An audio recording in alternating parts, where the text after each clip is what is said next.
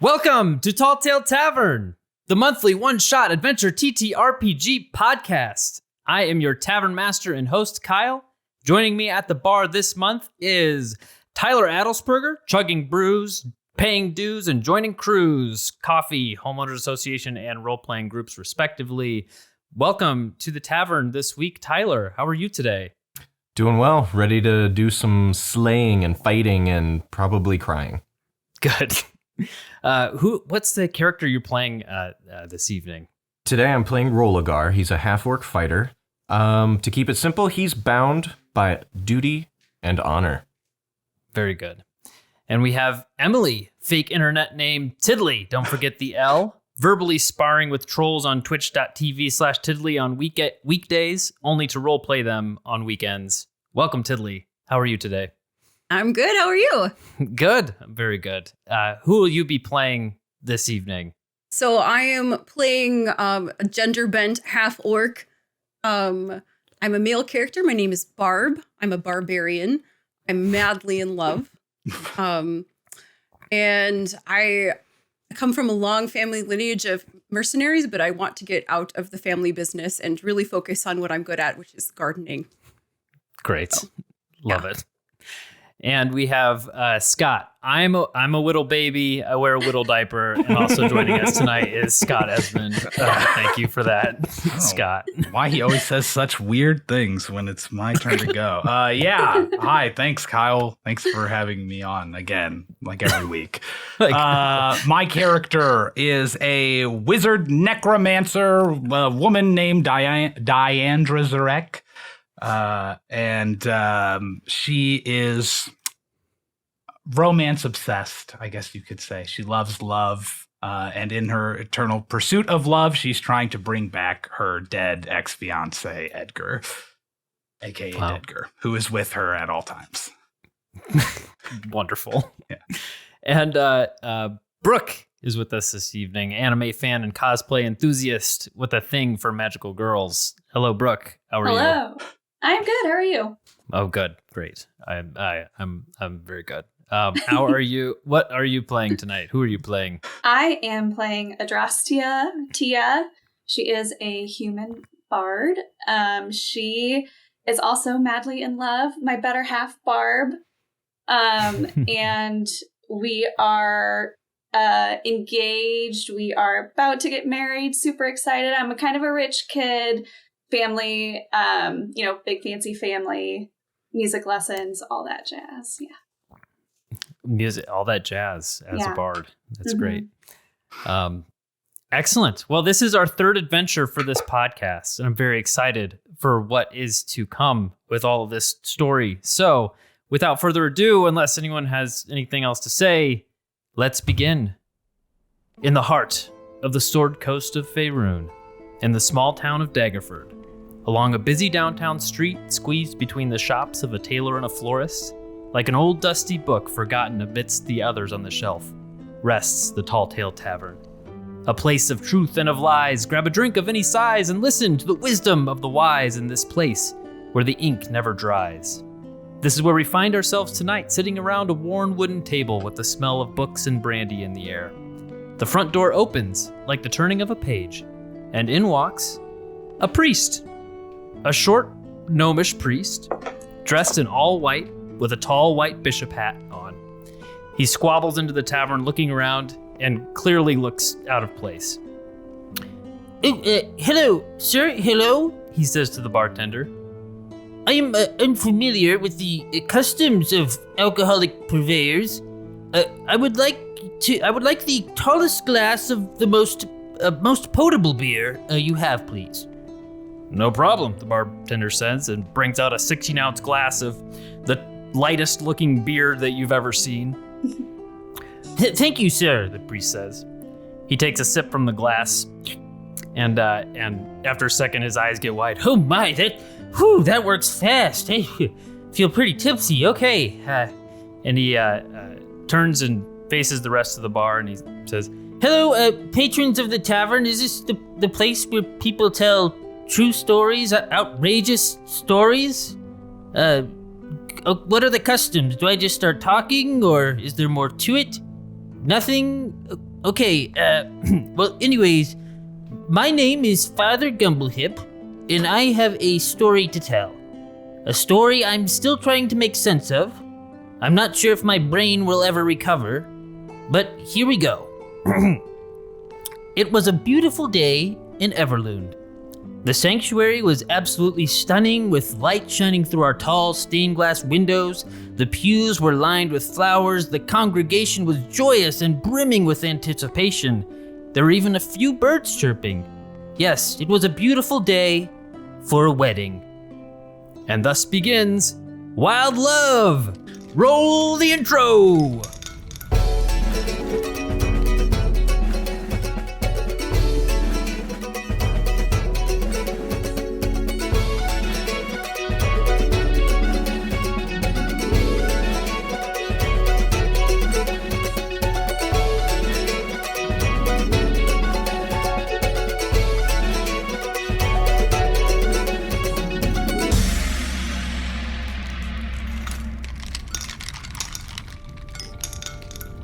The Chapel of Suni is especially beautiful today. The rays of sunlight shine through the red and white stained glass windows depicting images of Suni, the goddess of beauty and love. The congregation murmurs as they find their seats, anxiously awaiting the first of many traditions today. The wedding bells ring precisely at 11 a.m. Da-dong, da-dong, da-dong, and the congregation quiets and shifts their gaze to the front. Father Gumblehip walks in from the right-hand side of the stage, followed closely by the groom, Barb. And Barb, what would you be wearing to your wedding day?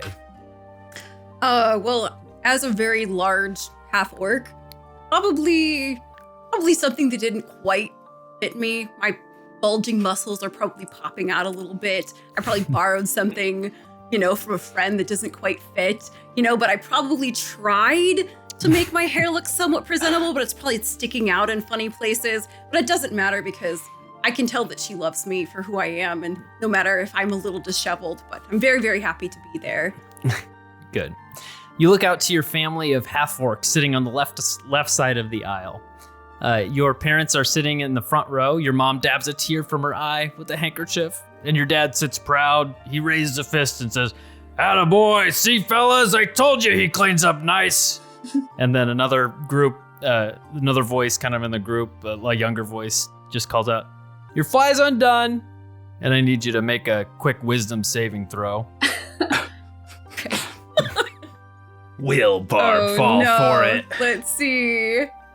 It's 6. A 6, yes. Oh, so no. You absolutely freak out for a second and look down and see that your fly is not undone. And the left side of the aisle, your family, they all chuckle. And you feel a little bit of embarrassment. Father Gumblehip, standing next to you, gives a nod to an elf woman who is sitting at a harp, who begins to play a soft but graceful melody.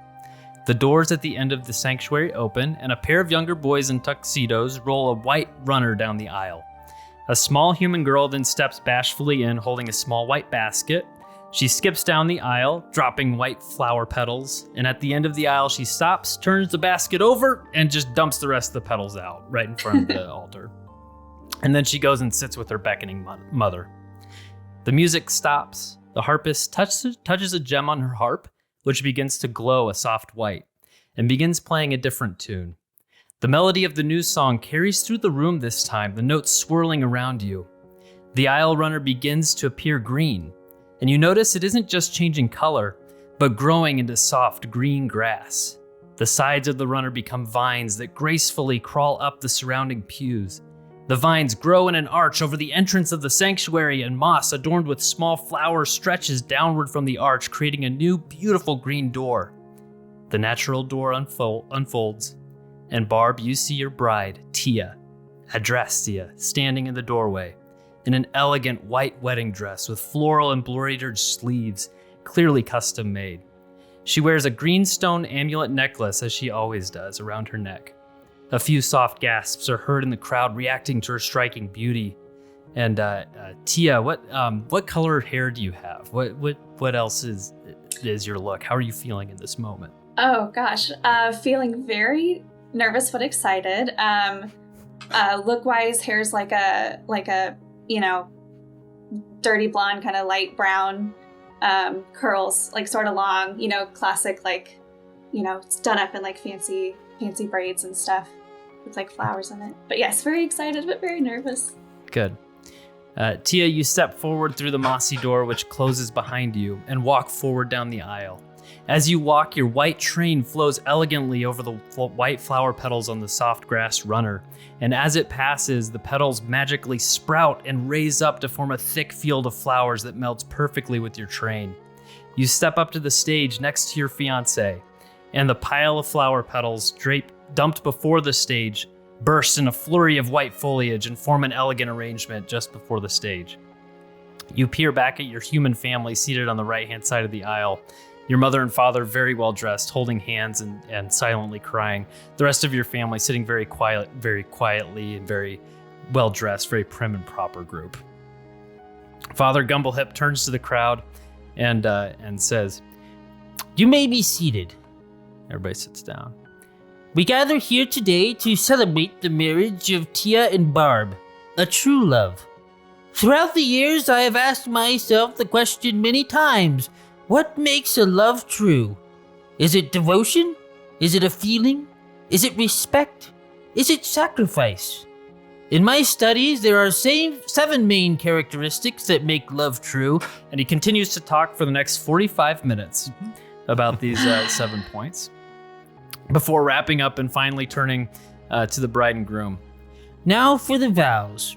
In a show of love and devotion, the bride and groom have written their own vows today. Who would like to go first here? I can go first. Oh, great. Okay.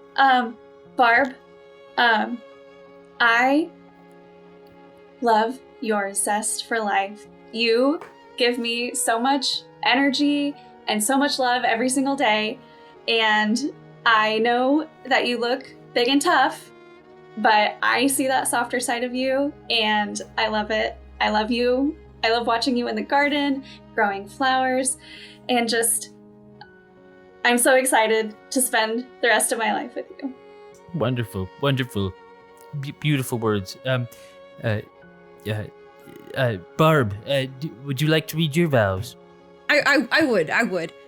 Tia, the moment our eyes met across that crowded banquet hall, I knew you were the hottest babe in the land and that I had to make you my own. And I am so proud to stand here on this day and call you my wife. Thank you so much for seeing past my barbaric behavior and all of the many thousands of people I have murdered and covered my hands with this blood. Thank you for seeing beyond that and loving me for who I am at my core. Also, you're really hot. I love you. I love you too. You hear some hoops and hollers from the orc side of the group. Yeah, that's right. And they loved it.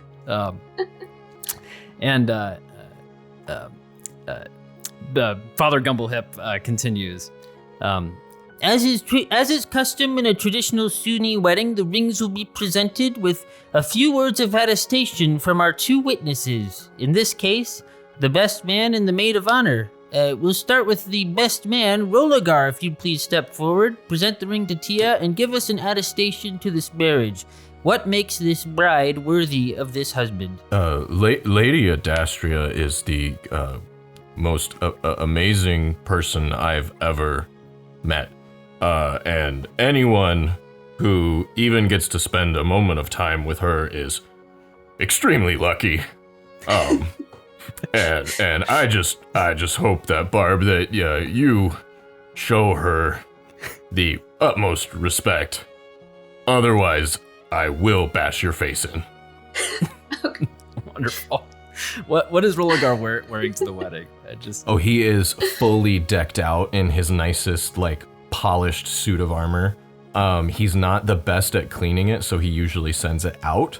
So you can still see a couple of blood smears, here and there.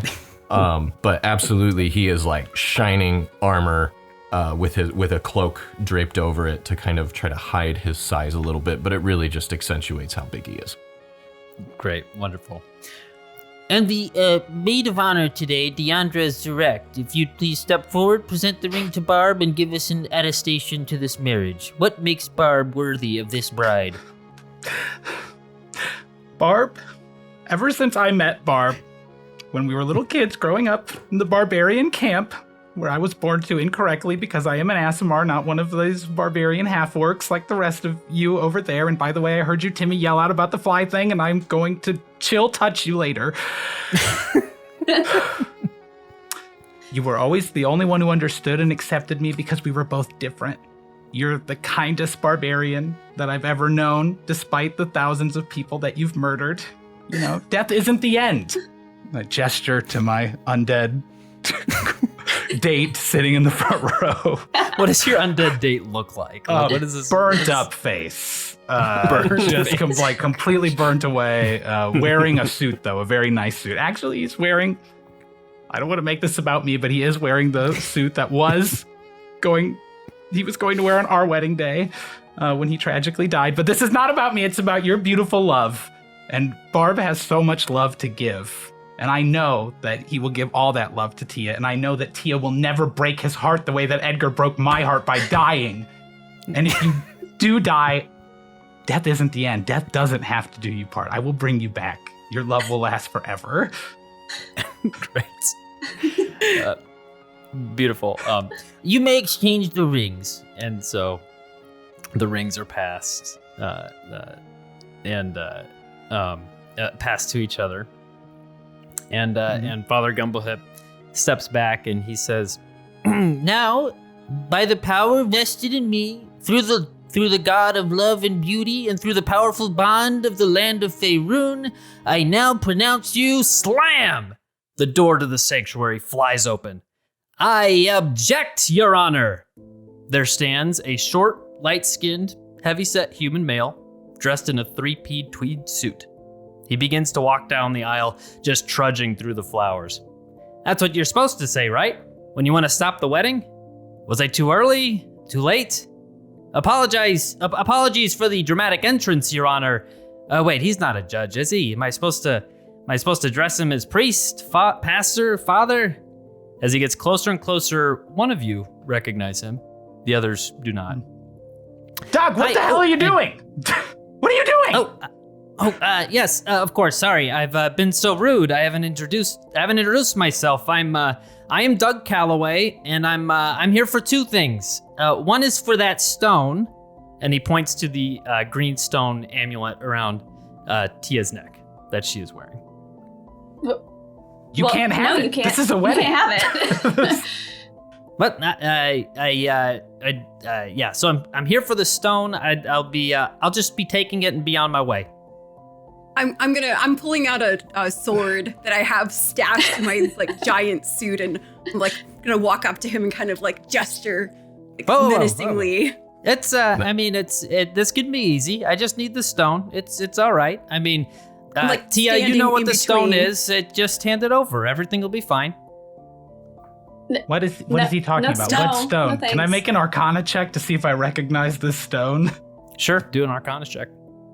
Rollo, in the meantime, steps forward in front of Tia and just kind of readies himself for a potential fight. Yeah, we're both back to back, ready to go. Two Yeah, fucking both of Chad us. alphas over here. Fucking Chad alphas being come, you have to go through us, man.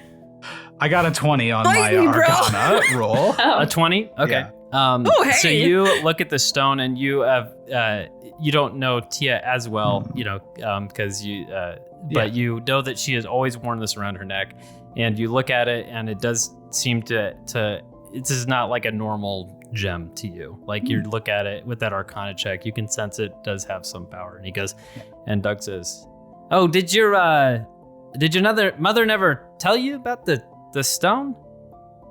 I guess it makes it easy for you. Just hand it over. I'll be on my way. We'll be fine." It doesn't. Oh, make but it the easy. second thing. Oh, the second thing. I forgot. There's two things I need to do. So the first thing, I need the stone. The second thing, I need to stop the wedding. So I guess I could either kill you, the bride, or I guess I could kill the groom. I mean, either one, that'd stop it, right? hearing somebody mention killing the groom really puts me on edge. And honestly, I'm about ready to cast Mind Sliver into this dude's brain or something. Like, You will not touch Lady Adrastia. That is her gem. You will have to go through me. I guess this will be the hard way. And he starts to cast a spell, and everyone roll initiative. there we go. That was fast. It'll take just a second here for me to. I didn't want to interrupt, but while Kyle's figuring that, when you were walking down the aisle and your hair was a mess, I was using Mage Hand to try to pat your hair back into place, Barb, when you were up at the altar. So what a bro. Under my breath, just kind of trying to fix it. I realized that we're also such good friends because you're a necromancer, and so I kill so many people, and then you gives There's you a work lot to of do. room for experimenting. There's a lot. I mean, it's a very symbiotic relationship. I kill them, you bring them back. It's good. One day I will learn true resurrection and not have a mindless, disappointing corpse with me all the time. Oh, don't say that about Dedgar. He's got so much personality. All right, technical difficulties resolved. Tia, what was your initiative? 13. 13. And Barb, your initiative? 3. 3. Oof. Yes. Not very much initiative. Deandra. Oh, that's me. Sorry. 4. Deandra. A 4. Holy. Yeah. Rolagar. 3. 3. Get those bad rolls out. We were clearly caught off the bride guard. defend herself. That's great. Okay. Good. It is Tia, you are up first. Okay. I am on the defensive here. I'm going to cast Blade Ward on myself just as an extra little protection. So that gives me resistance against bludgeoning, piercing, and slashing damage until the end of my next turn. Okay, cool. Very good. Anything else for your turn? Yes, I will inspire my love, Barb, so you can have a D6. And I just say, go get 'em, schnookums. Thank you, Schmoopy Poo. Oh, gosh. That's so cute. I find So this disgusting. Doug is casting a spell, and he is, let's see, from you guys are all up on the altar at this point. So 5, 10, 15, 20, 25, 30. He is 40 feet away from you, and he casts a spell and thrusts his arm forward, and out from his hand, a pink displacer beast kind of jumps out from his hand. This ethereal-looking, spirit-looking displacer beast kind of jumps in front and lands right in front of him. And you see this displacer beast look at you and then sprint forward about 10 feet and then disappear and reappear behind Tia. And it is going to attack Okay. with its paw and slash at you. That is a 15 to hit. Yeah, that hits. And that is going to do 10 points of slashing damage. Okay, so that'll be half to 5. 5. And then 5 points of force damage. Okay, so not half, so 10 total. Okay. And you get slashed by this displacer beast standing right behind you. Ugh. Help! And up is Deandra. Perfect. So Tia just got attacked by that displacer beast. Now, how far away am I from them? And how far away is Dedgar from everything, I guess? Dedgar was sitting in the front row next to you, Yeah. on the left. So he is 5, 10, 15, 20, 25, 30 feet from Doug. Okay. And 5, 10, 15 from the displacer beast. That's what I want to hear. I'm going to then have Dedgar get up out of his seat. I'm commanding him mentally to come and attack the displacer beast. So he's going to just walk over to it and try to slam attack it Does a 14 hit the displacer beast? A 14. Ooh, it does not. He whiffs, and it like kind of misses just with his arm.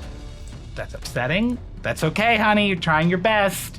Then I'm going to cast. We'll do a magic missile at the displacer beast. Then I really don't want it to hurt Tia. I guess if I can help it.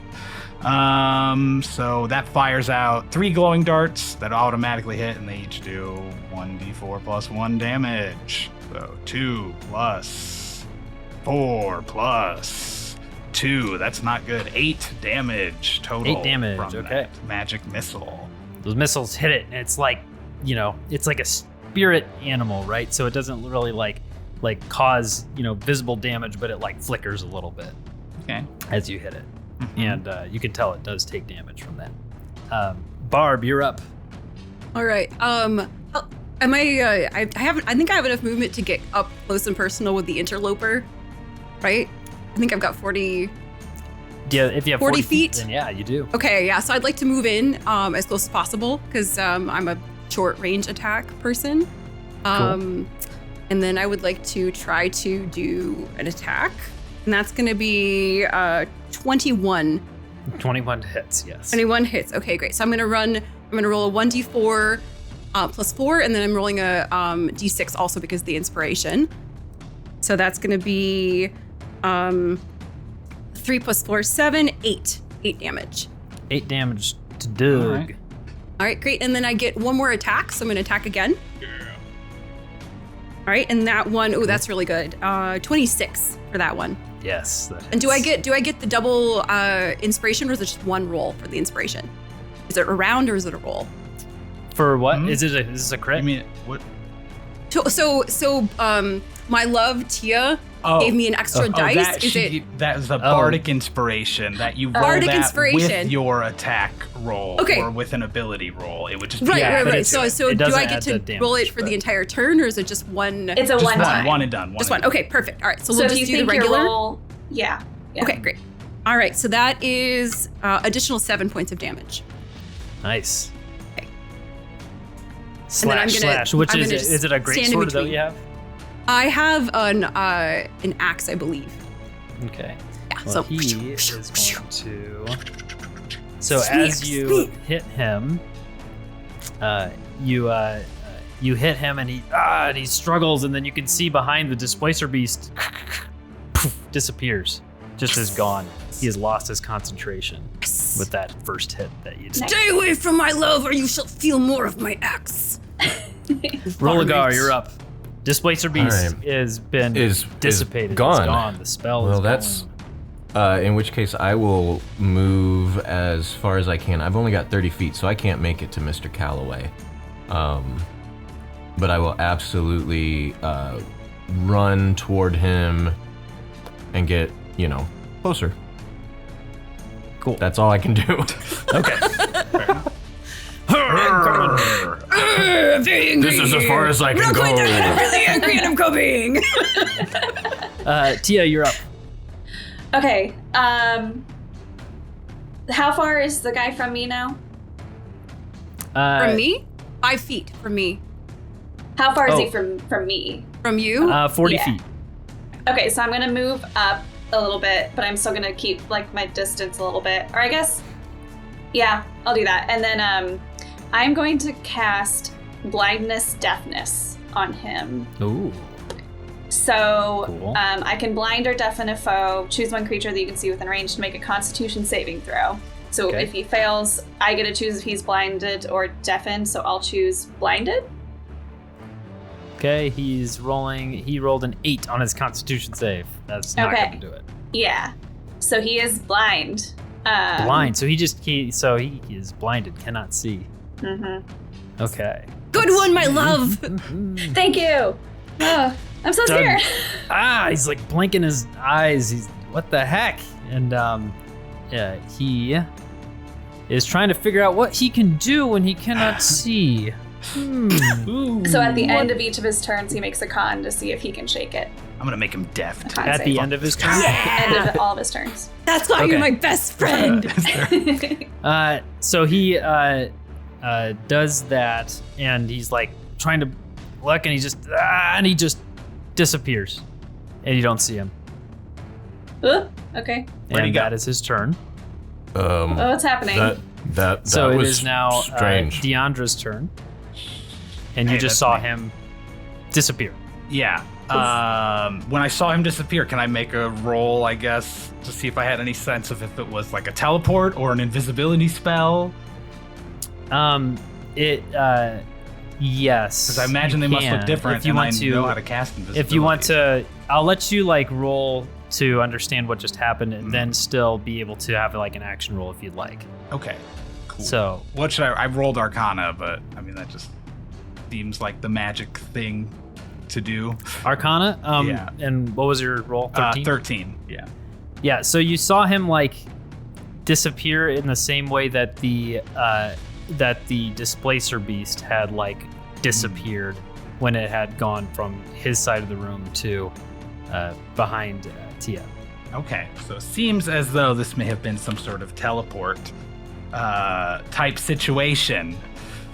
So, let me think in this quick amount of time.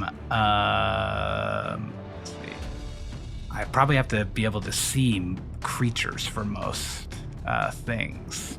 I mean, I look around the room. Do I see him anywhere obvious in this You room? have to do a perception check. Well, then I will, do and a then I perception check, and that'll be your action. And that's fine. is looking I can around. at least let the rest of the people know, I guess, if I see anything. I got a 10 on that perception. A 10. though. Ooh, unfortunately, you're looking around and you don't see him, and so Well, I can still say, I think he teleported somewhere. Everybody, be on the lookout. Be cautious. Barb, you're up. Well, that's not much I can do because I cannot fight an enemy I cannot see. I'm going to go ahead and move back closer to my lovely bride and Okay. just kind of like stand next to her protectively. Okay. Like defensively, yes. Okay. Defensively, you could options that you could do. You could roll to like look around if you wanted to, like Sure. like they did before. You could prepare an action as an option as well. But yeah, would you like to do one of Yeah, those? I mean, I guess I can try to see if I can see him too or see what happened. So perception check. Yep. 21. A 21. You're glancing and you look and you see the light coming through these stained glass windows hitting this church. And as you're walking back to your bride, you do see the light hitting a little bit differently directly behind Tia. And you think something's there. It's like All right, some I think that's the Hollow end of my Man turn. bullshit. But- Okay, so you are Yeah. now standing next to Tia. Yeah. And you are seeing that there is a shape behind her that is what you would discern as All right. basically kind of like the light is reflecting. Yeah, I'm gonna Very I'm gonna oddly basically behind call out to the rest of the congregation and say, "Look out, my love, behind you!" And then and to my friends, protect the bride. Okay, great. Rolagar, you are up for your turn. Okay, I can move back, right? Because I was right with them, so I can use my full 30 feet to get back to where I Yep, was. you can. Yep, you can All get right. back to that area. Perfect. You would know to look there now. Then I- because- yeah. Yeah, I want to just take my great sword, great sword. Wait, There we sword. go. My great sword. Oh my god, the white sword whale. It's so great, It's and I super just great. swing it. Okay, Swing that'll it be right with behind her. disadvantage because you are trying to swing at an invisible creature, but you know where it is, so it is still a Okay. disadvantage. Though. The first was a 17. The second is a 23. So does a 17 hit? Nice. 17 hits. All right, awesome. So Oh. we'll roll damage. And that is 16. What is that? 16 slashing damage. Whew.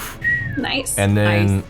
I know where he is, so my second attack, since it landed, do I have a disadvantage on that? You still will have disadvantage. You hit it, but he's still. Well, hold on. You get my question? Sorry. Do we see the blood? You know, like maybe there's blood. It's invisible, but there's like blood coming out somewhere. Yes. Yes. So you swing and you hit him pretty good for 16, and yes, it splatters blood on him. And I like that. Let's make that a. You. He's not invisible anymore, but you can aim for the blood. Or he is invisible still, but you can aim for the blood.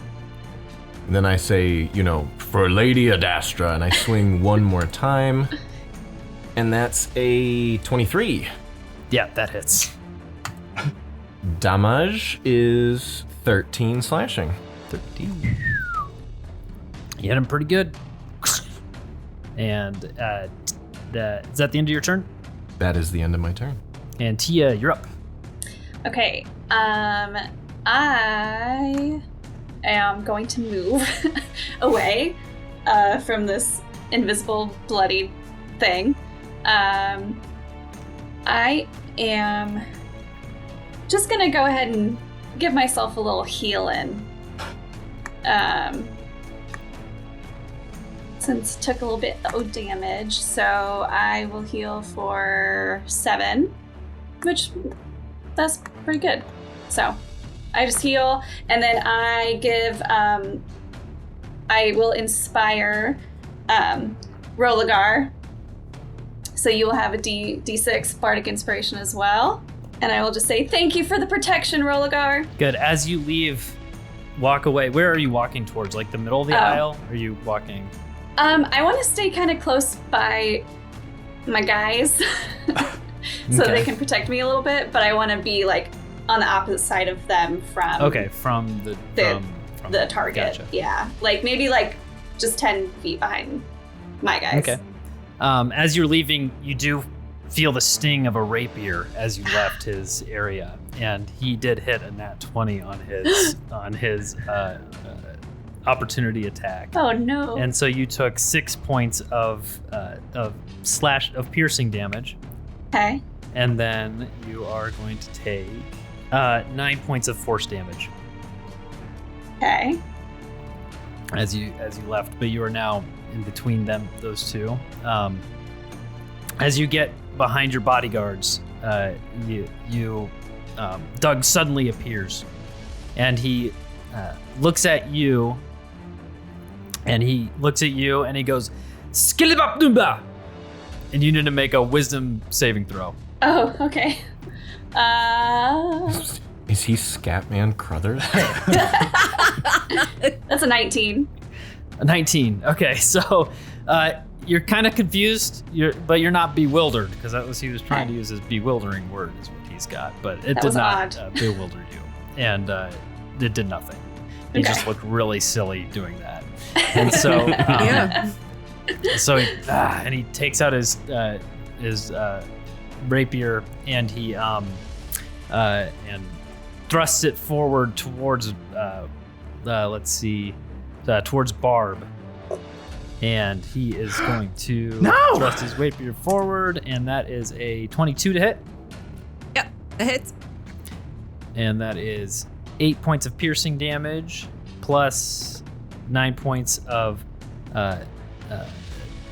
force damage with his rapier. And then he is going to swing his rapier again. Let's say he gets a lot of attacks. And it's an 18 to hit. Hits. And he rolls 8 points of piercing damage plus 8 points of force damage. All right. So swipe, and he's just standing in front of you guys. Man, this was my nice suit, dude. Why would you have to go and do that? And Deandra, your turn. I'm freaking out at seeing this groom being attacked right now. Okay, how close is he? So he's within 5 feet of Barb? Yes. Yep. 5 feet of Barb and Rolagar. Okay, perfect. And which... Well, never mind. I'm just going to use my bonus action, telekinetic shove, because I'm freaking out so much that I'm just projecting this mental energy to push him 5 feet away. Okay. which I think should draw an opportunity attack from both I think of them. it will. I think it when will. that happens. So he has to make a strength saving throw, save 15. My DC is 15. He rolled a 0.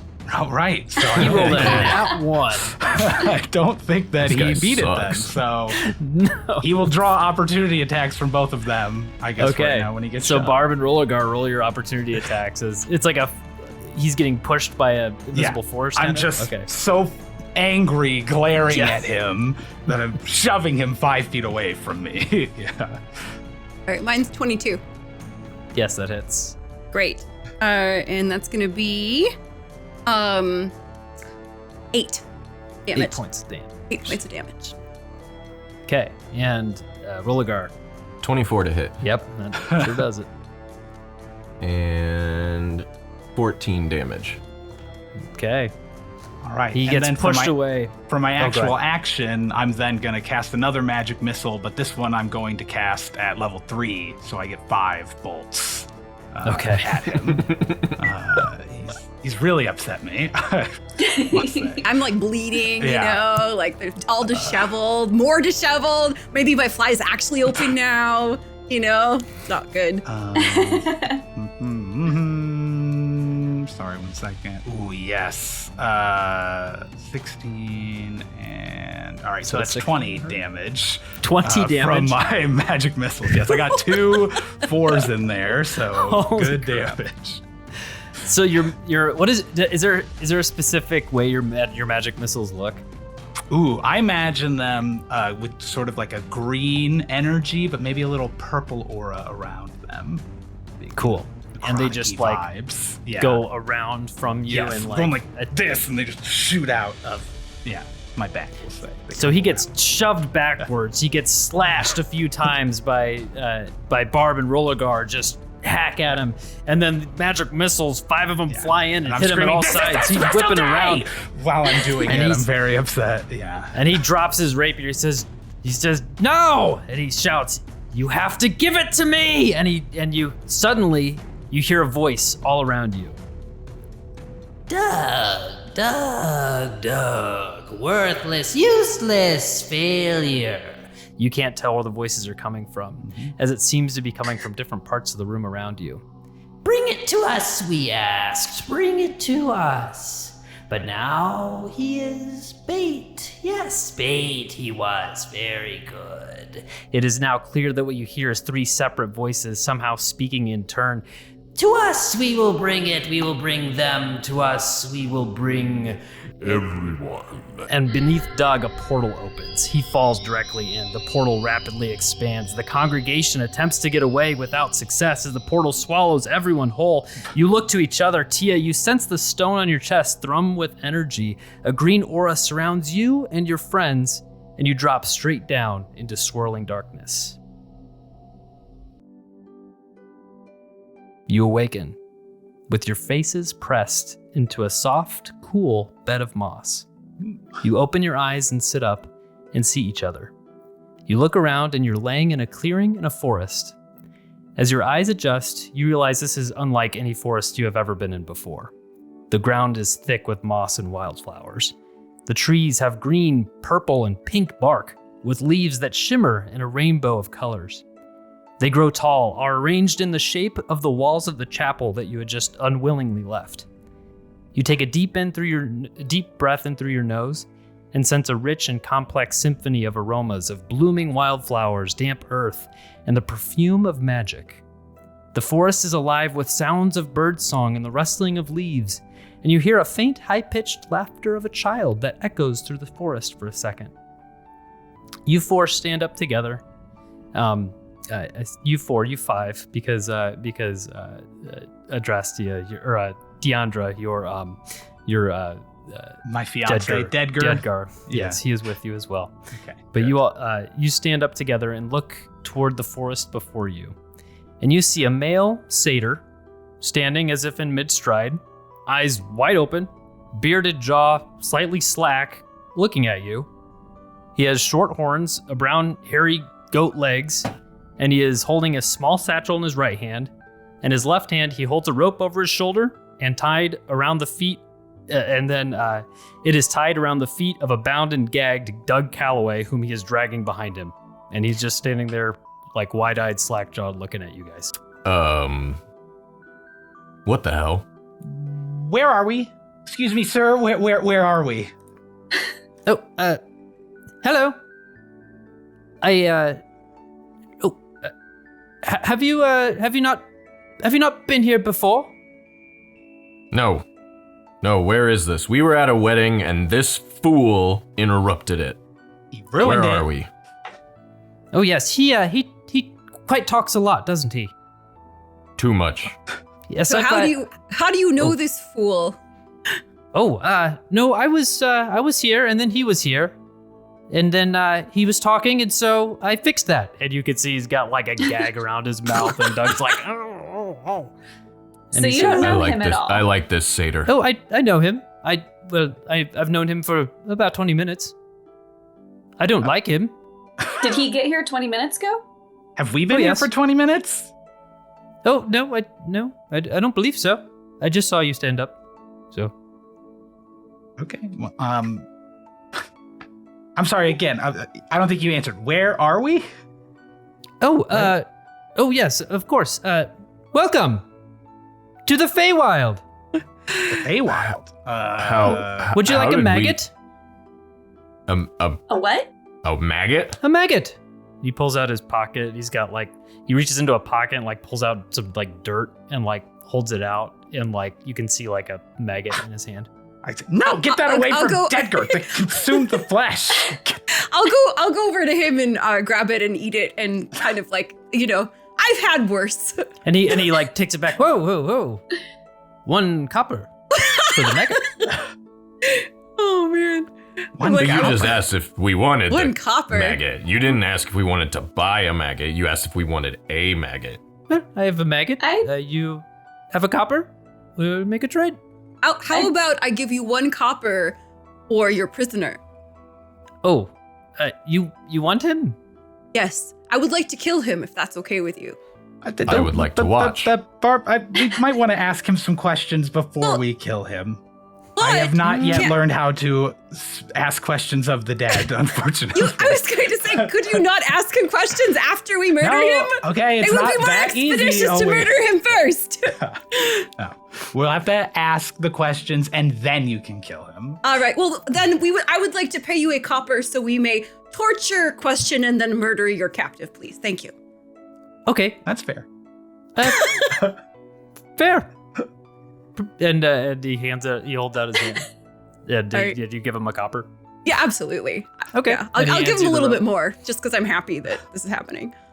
And then he says, "Did you want the maggot though?" 1 was enough. Many thanks for your gracious welcome. Oh, okay. And he tosses the maggot up and eats it. Good. You're going to eat into your profits that way. You shouldn't do that. And he says, "Oh, before I go, would you mind holding something for me? If you hold it for me, I will give you a great reward." What What is is this it? item? Yeah.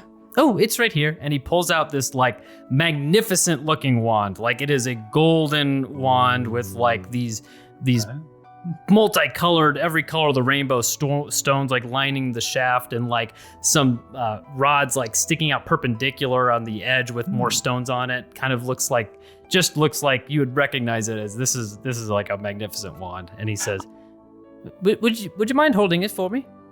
I mean, I think I could probably be persuaded to hold that for you. I mean, can I make an Arcana check or investigation, whichever one, to see if I... You can do an Arcana.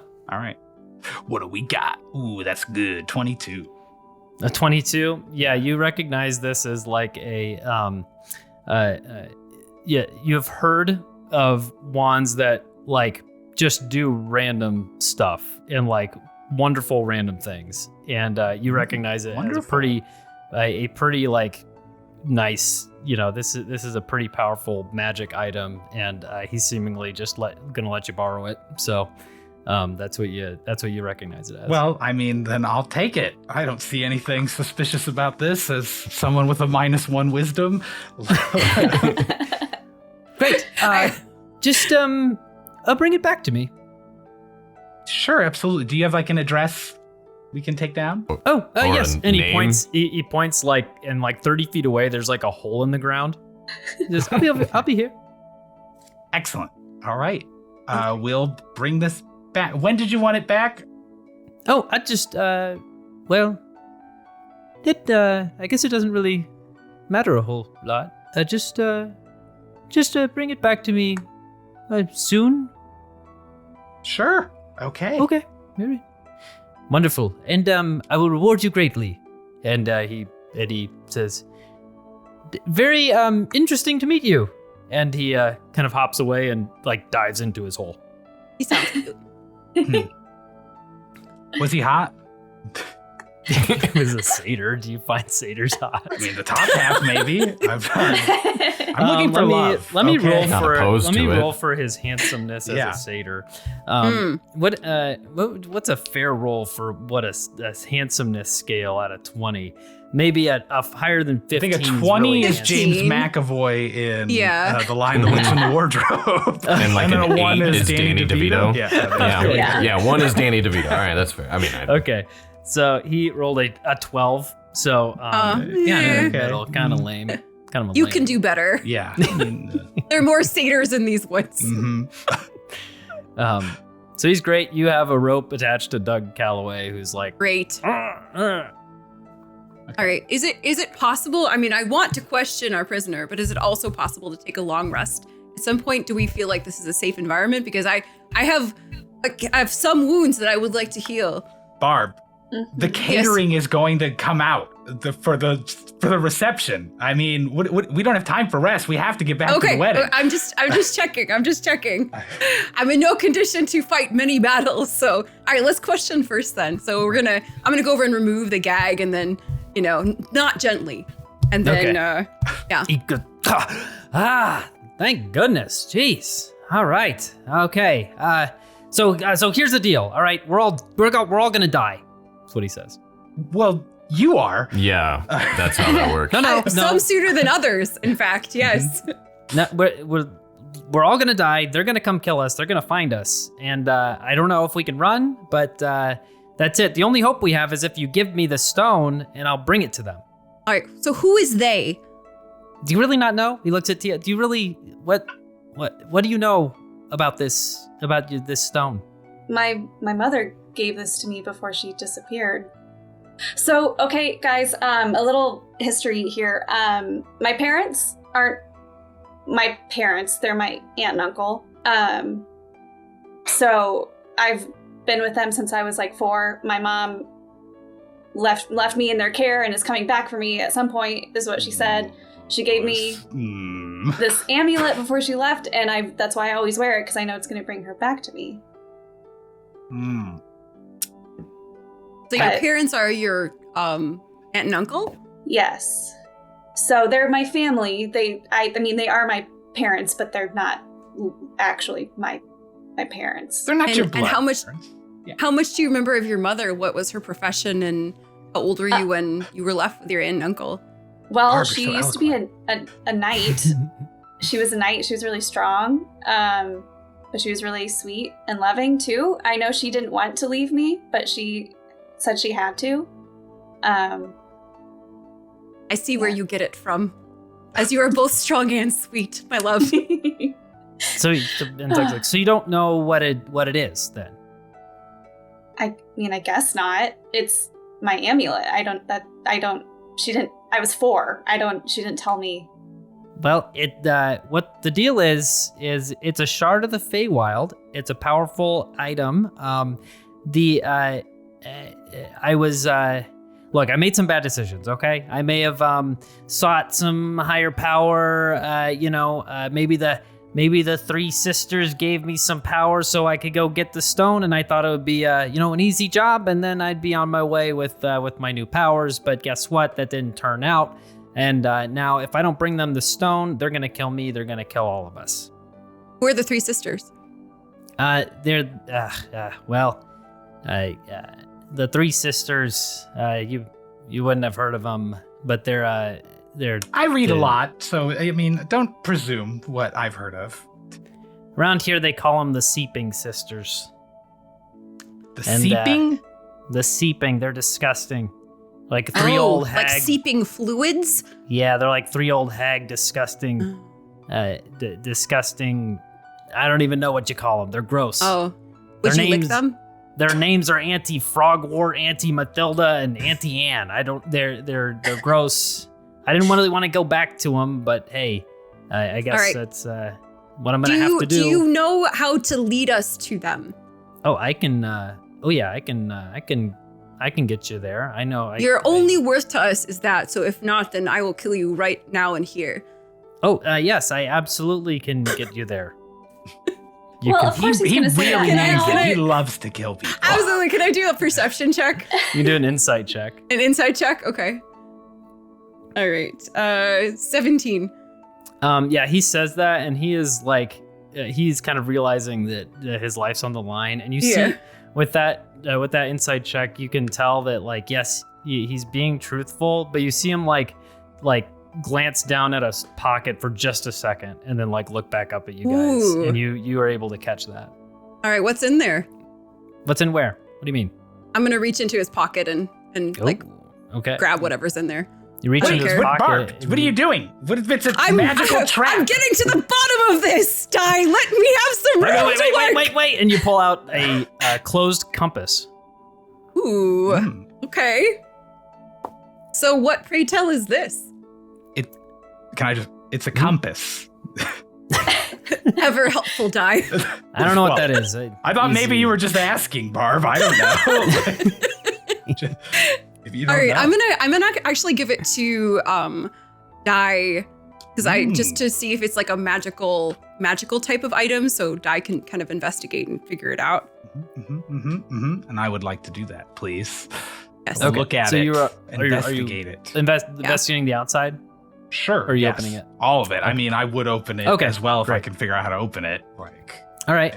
So curiosity. first, Can't help myself. Click it. So I will first have you just wait before I have you roll. So you open it and or I guess just roll for investigation. Just roll for investigation first. I'd love to. You like a 24? 24. Great. Yeah. You see the outside. It looks like kind of roughly made. This is not like a fancy looking thing. It looks fashioned out of some wood that has some like moss in it too. It's kind of not like the nicest piece of wood that you've held.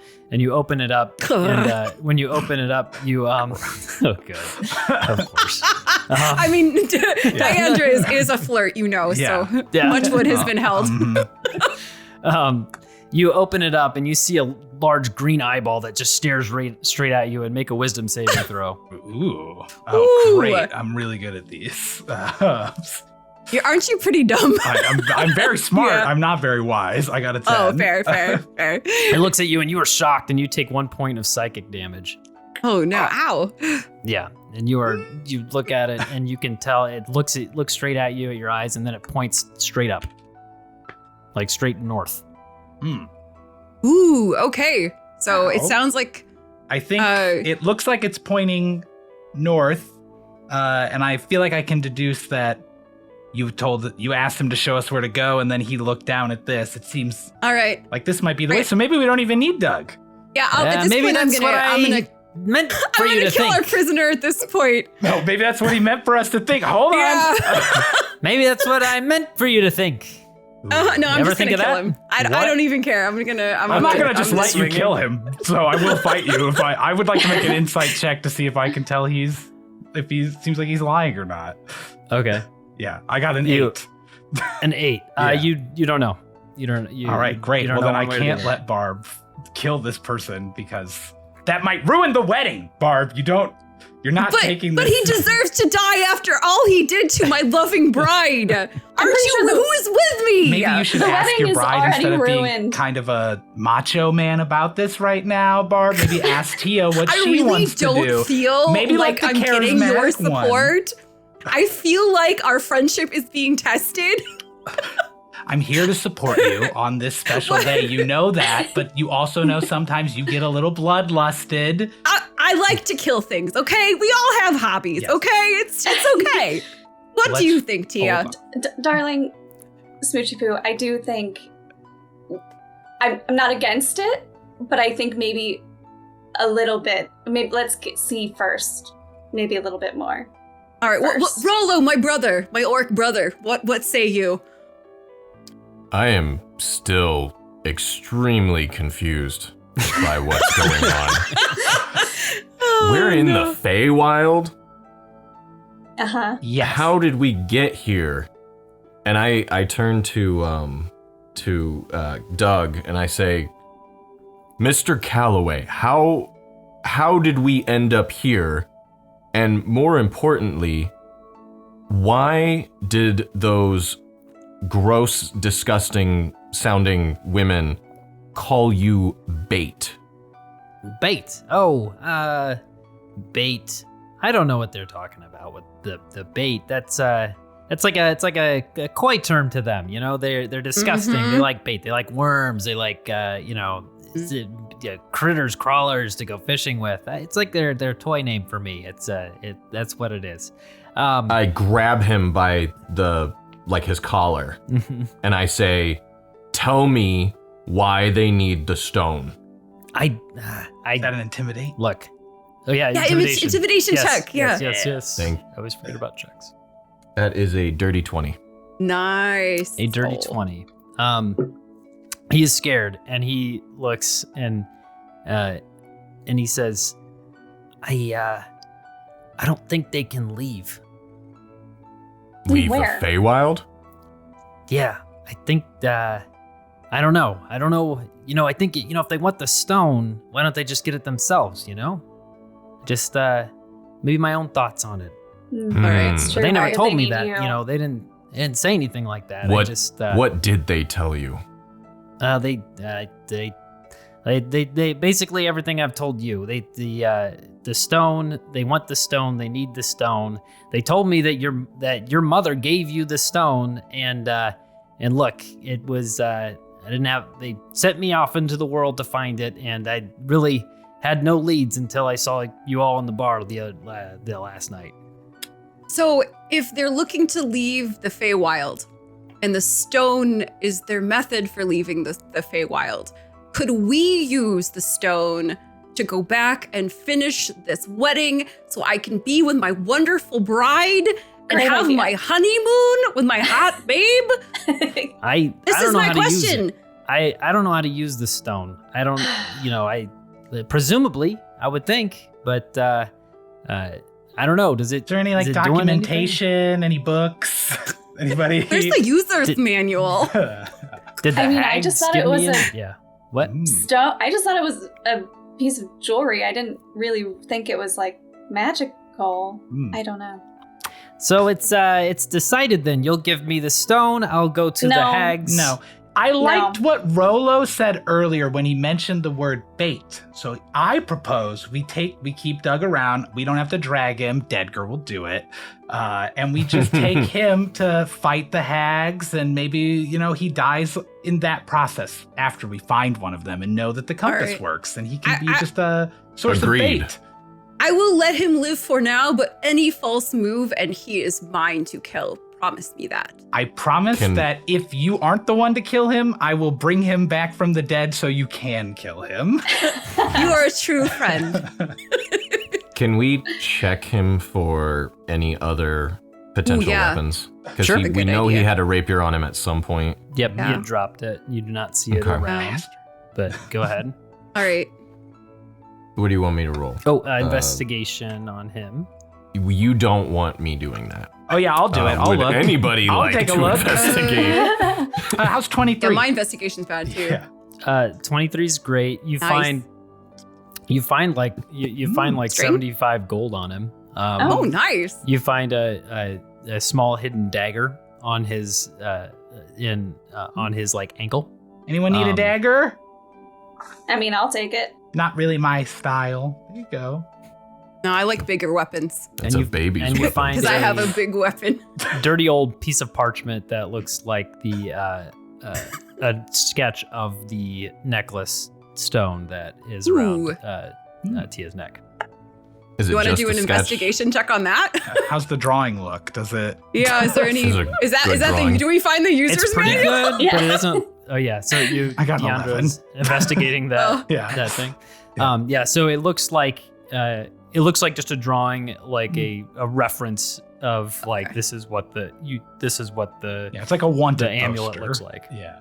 Yeah. So one of is poster. it, is it like just the stone, or is it like my necklace? It is just it's not the entire necklace. It is really Okay. just the stone with like the Interesting. setting behind it, because there is like a little bit of a setting on your stone. Okay. But yeah, it's not the full like necklace. All right, I'm gonna go ahead and re-gag our prisoner because I'm sick of listening to his whiny voice, and then I'm gonna let Dedgar, drag him as you said. Yes. So shall we continue? Shall we continue, friends? What do I know about the Feywild? Roll history. Absolutely, I will. 13.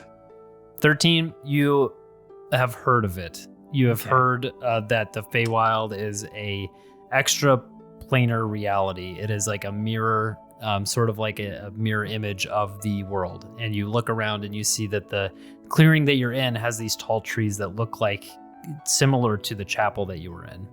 As far as like the height of the trees, some of the rocks look like looks like where some of the pews were.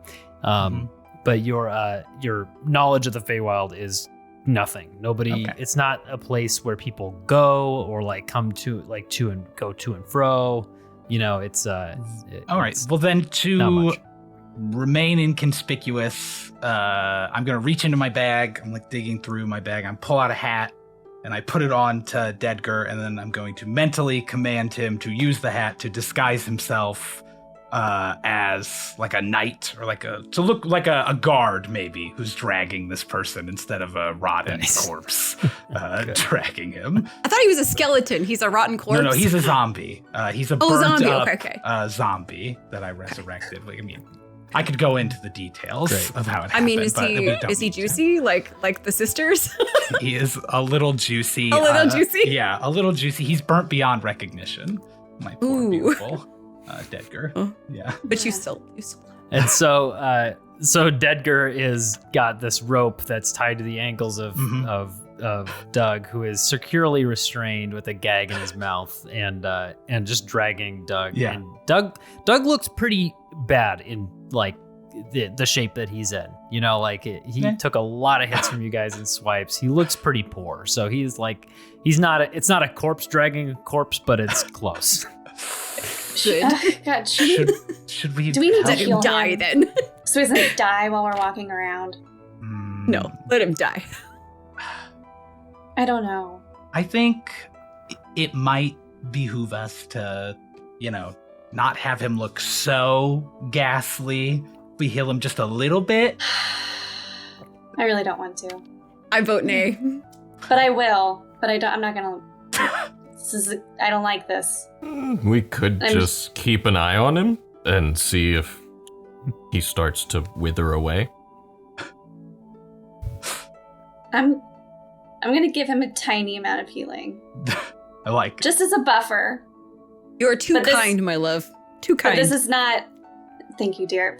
And I look at Doug and I'm just like, this is not personal. This is purely because we might be able to use you. So don't think anything about this.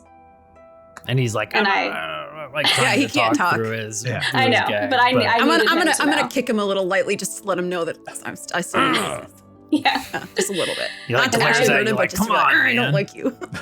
I will just do a first level cure wounds on him. Okay. So that is that's 8 healing. All right. Healing. All right. He looks a little bit better. Well, Okay. I guess let's Yeah. follow this thing. Nobody look at the eyeball, by the way, if you can help it. Are you the only one looking at the I eyeball? suppose so. I don't want anyone else to Okay. take psychic damage from this thing. And you look at it, and the eyeball is looking straight to the north, mostly showing the greenish sclera. You know, the white part of the eye is the sclera, but it's Mhm. green, and he's got twisted dark red blood vessels that holds it, and that it's looking straight up no matter which way you turn it. So it's working as a compass. Okay. And Great. that away. And so you guys. Do we want? What was that? Do we want to rest a little bit? I mean, it How seems are like we a all relatively feeling? safe place, and I'd like to recoup some HP. If We could do a short rest before. short we rest. Move Maybe we on, can just go sit over by that guy's hole, his house. If he lives here, it must not be that dangerous, right? Right. What if he's incredibly dangerous, though? He's seemed not more, good looking enough to be dangerous. He seemed more like chaotic than dangerous.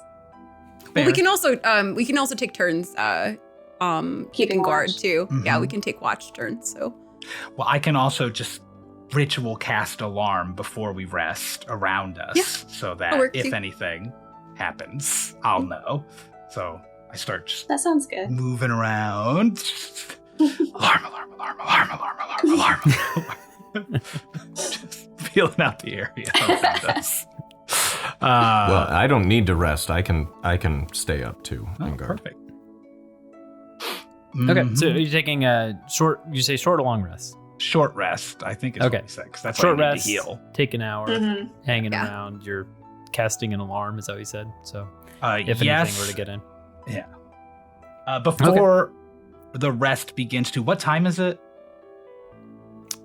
make a survival check. Okay, fair enough. That's not going to be good. Oh, good. A nat 1, so a 0. You look around, and it seems like it's like twilight. Yes. Does Like, anyone is have an this- idea of what time it was? Is it Like when sunset or we got sucked sunrise? in? If it's been like 20 minutes?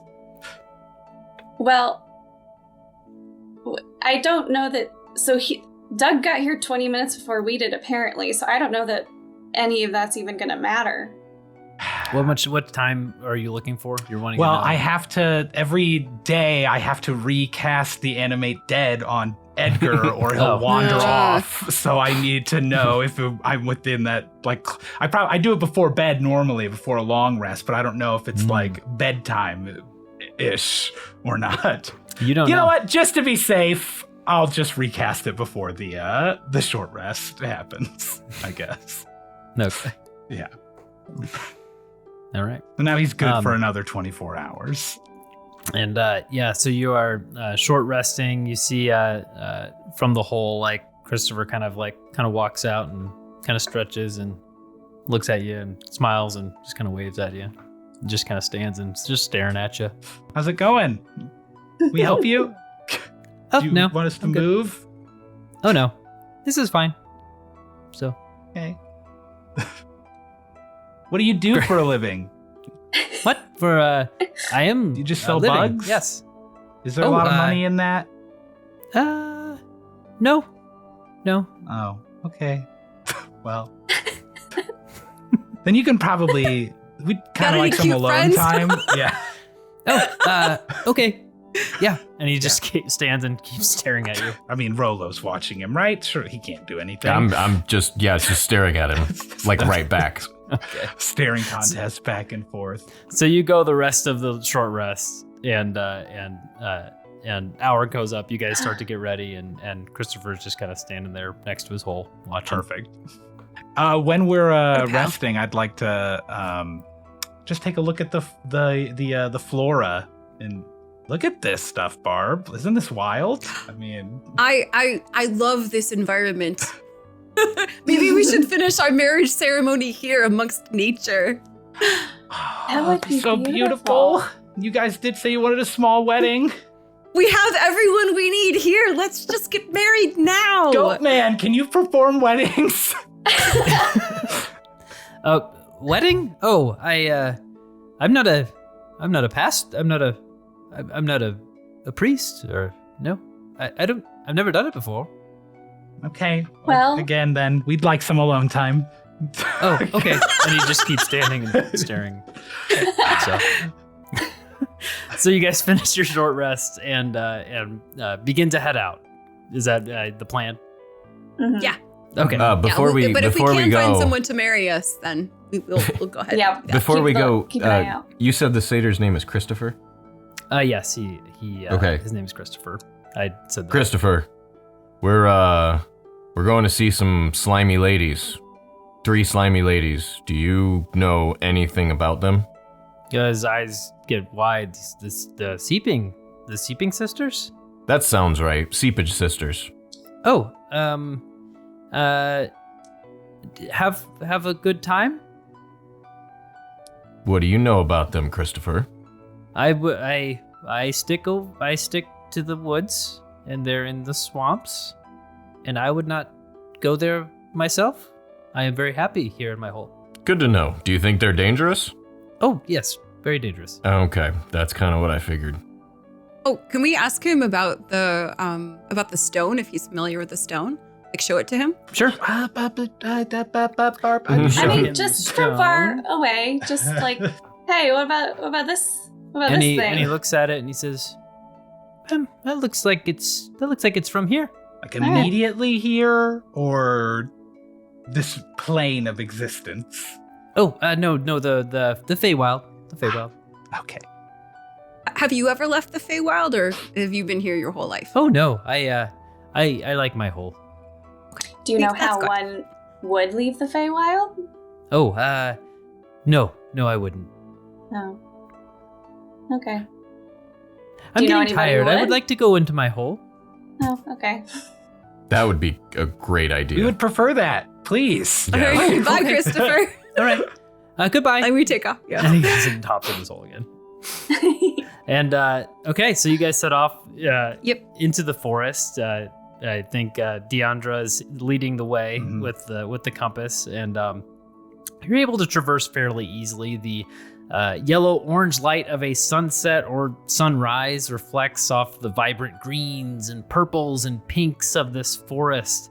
And after about an hour of travel, you've been walking for a while, you arrive at the entrance of a large crevasse in the crevice in this forest. There seems to be a path that goes directly through it. The eye is pointed straight ahead. To the left of the crevasse is this like steep cliff face.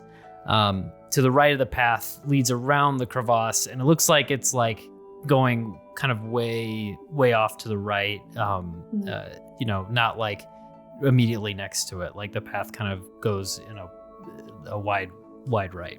Well, I guess we have to go in there, yeah? Into the crevasse? What does the eye say? Yeah, where's the eye directly Yeah. The eye is pointing straight north, straight and like forward through the crevasse.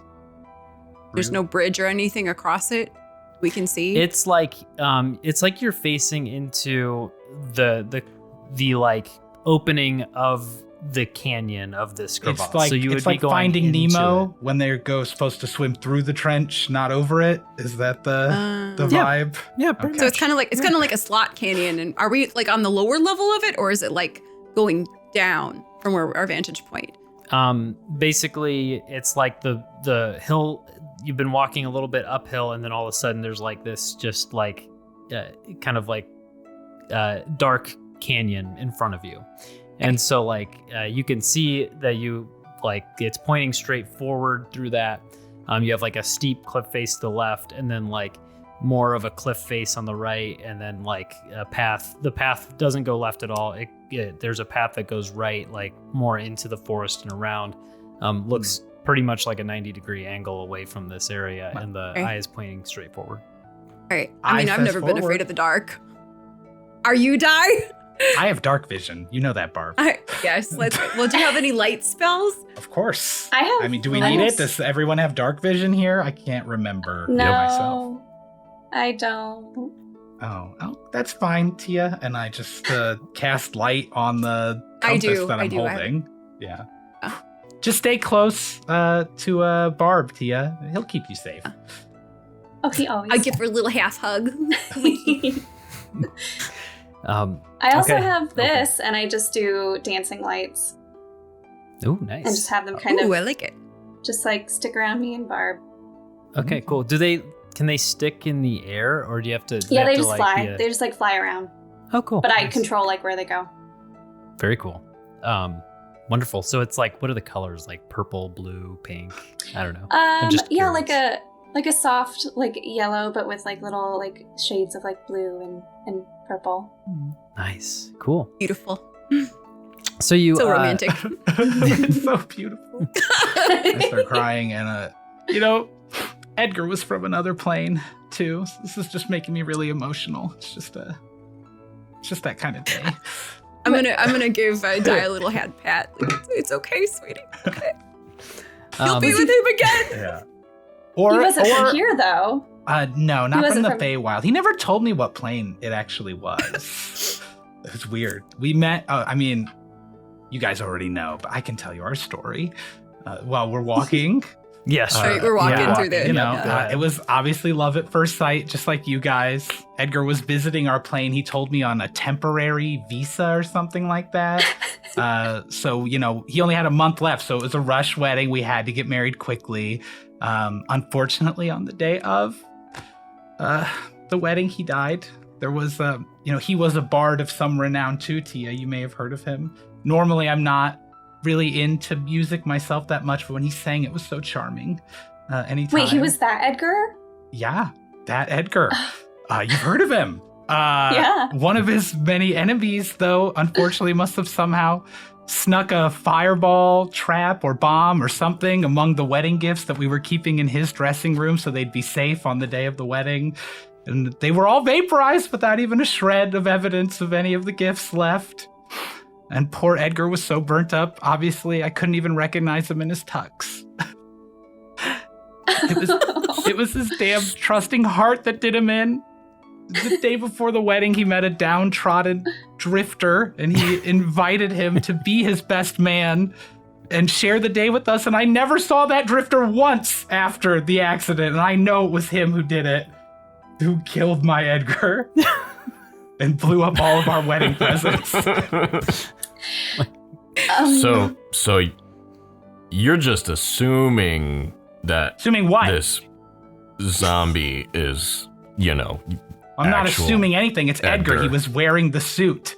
Edgar wouldn't have left me. We were in love, so I don't appreciate these questions. People ask questions like this sometimes. No, that's fair. That's fair. I hope you guys find happiness. Let's carry on. Thank you. And moving on. As you enter the crevasse, and you notice a subtle shift in the air around you. The sounds of the forest fade away, and the colors become more vivid and otherworldly down here. The walls of the crevasse are covered in vines and moss, and you can see small fey creatures darting in and out of the foliage. The light is dim, and small firefly-like bugs float in the moist air, but the area around you is bright with all of your multiple lights. Very confusing. Firefly bugs, dancing lights. Yeah, so what's lots going of on? ethereal, lots of stuff floating around. Yeah. You begin to hear a faint trickle of water and the crevasse opens up to a breathtaking opening in this area. On the walls of this, it's like an open cavern, right? Because you can still see the sky, but it's this kind of basin that you're walking into. You see multiple threads of dripping water, which is collected into multiple pools on multiple levels of this depression in this area. Before you, you see a few small pools on the ground, clear and green. The cavern is filled with mushrooms, large and small, which emit green and blue bioluminescence. The cavern is still open to the air, however, less light travels down to this area. At the back end of the cavern is the largest pool of water.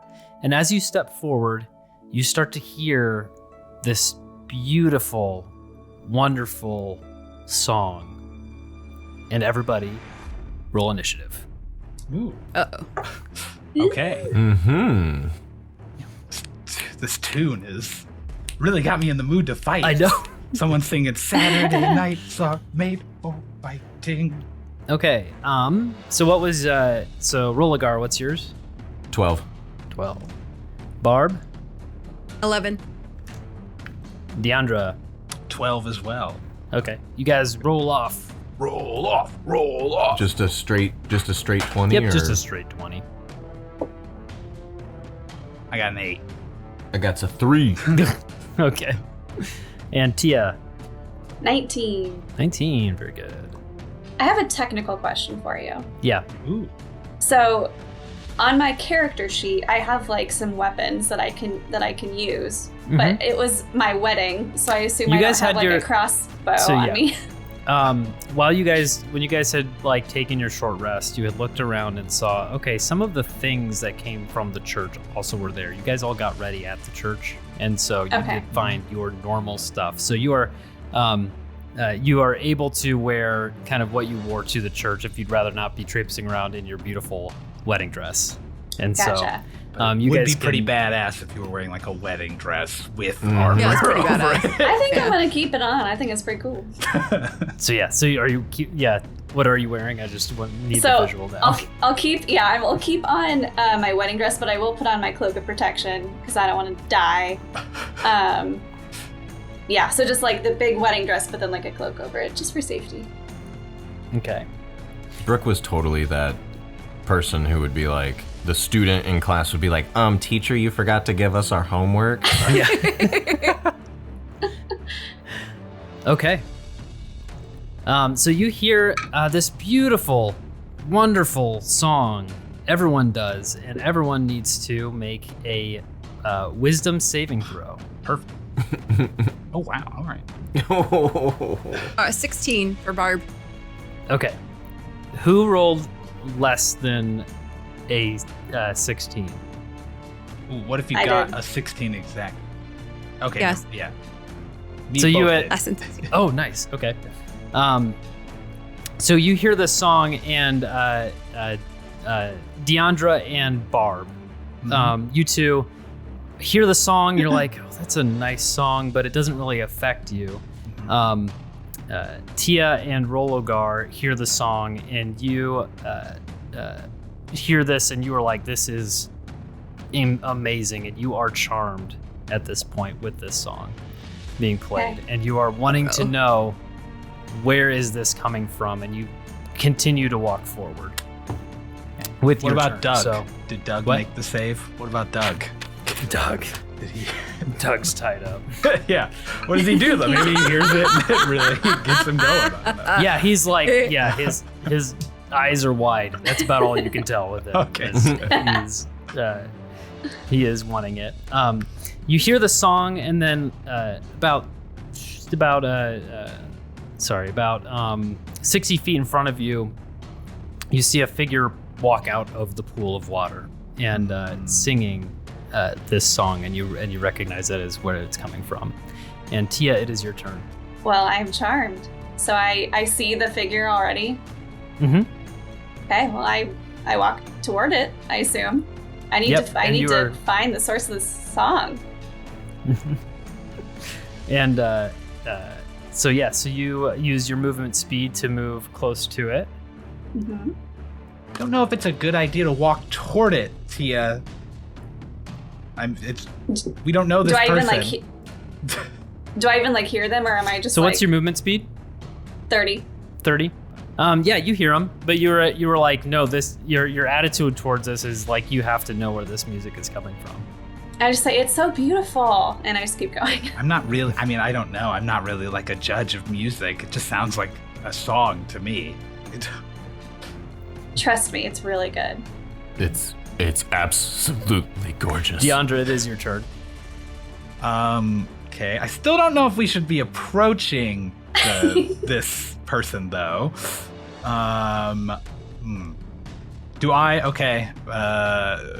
Can I perceive that if they're acting oddly, I guess, in my mind at this point? Or I don't know.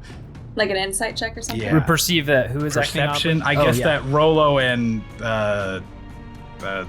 Tia, if they sound Tia. different, if they're acting different, if it just seems like they just like this song, I don't know. Like maybe this isn't dangerous. Go ahead. Yeah, roll perception. Yeah. Okay. It's not going to be good, but maybe it will. Good.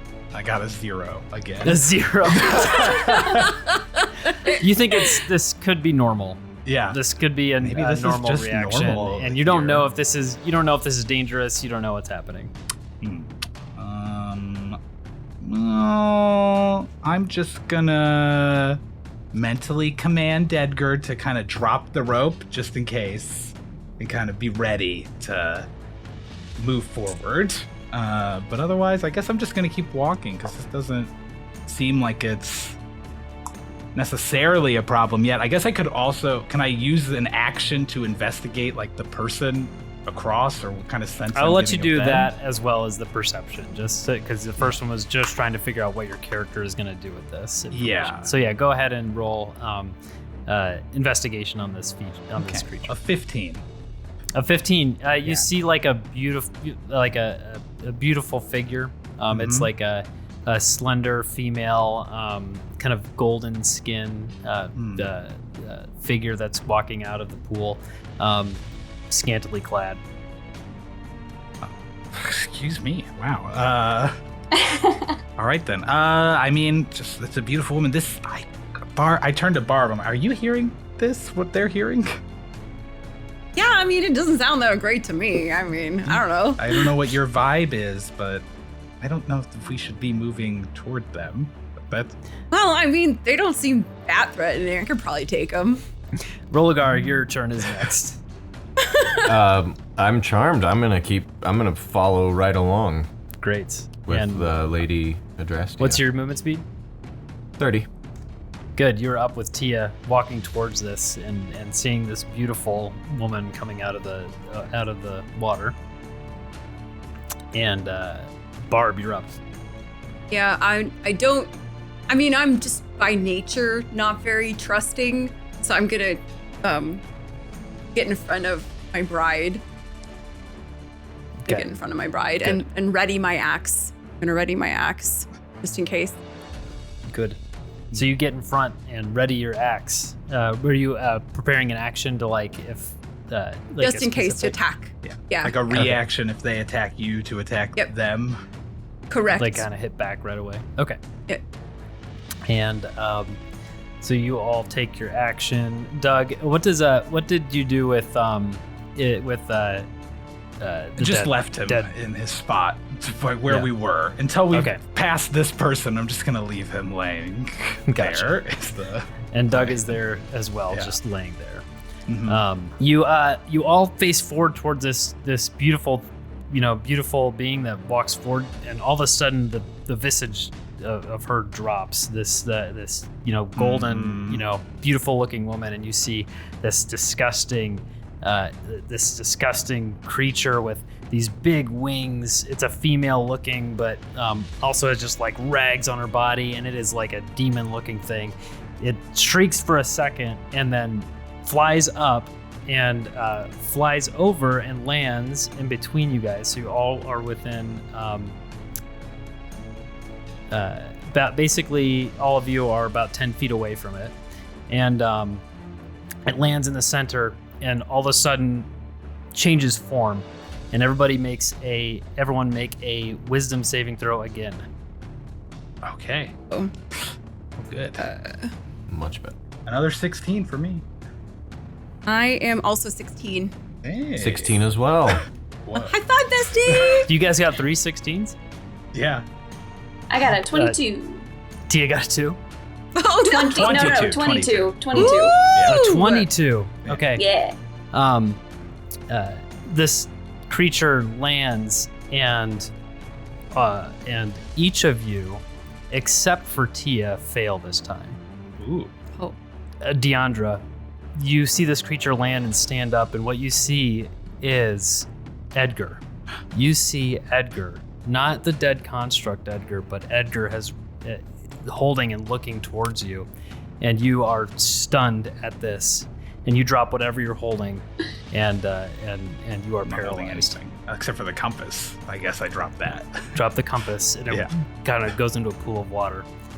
Barb, you look at this creature and you see your heart's desire, Tia, and you're confused for a second because it's Tia, but it's like Tia with like her gardening gloves, and you see like future Tia, like a matron, like a motherly Tia, like someone that you see a future with, and you're stunned as well, and you drop whatever you're holding and become paralyzed.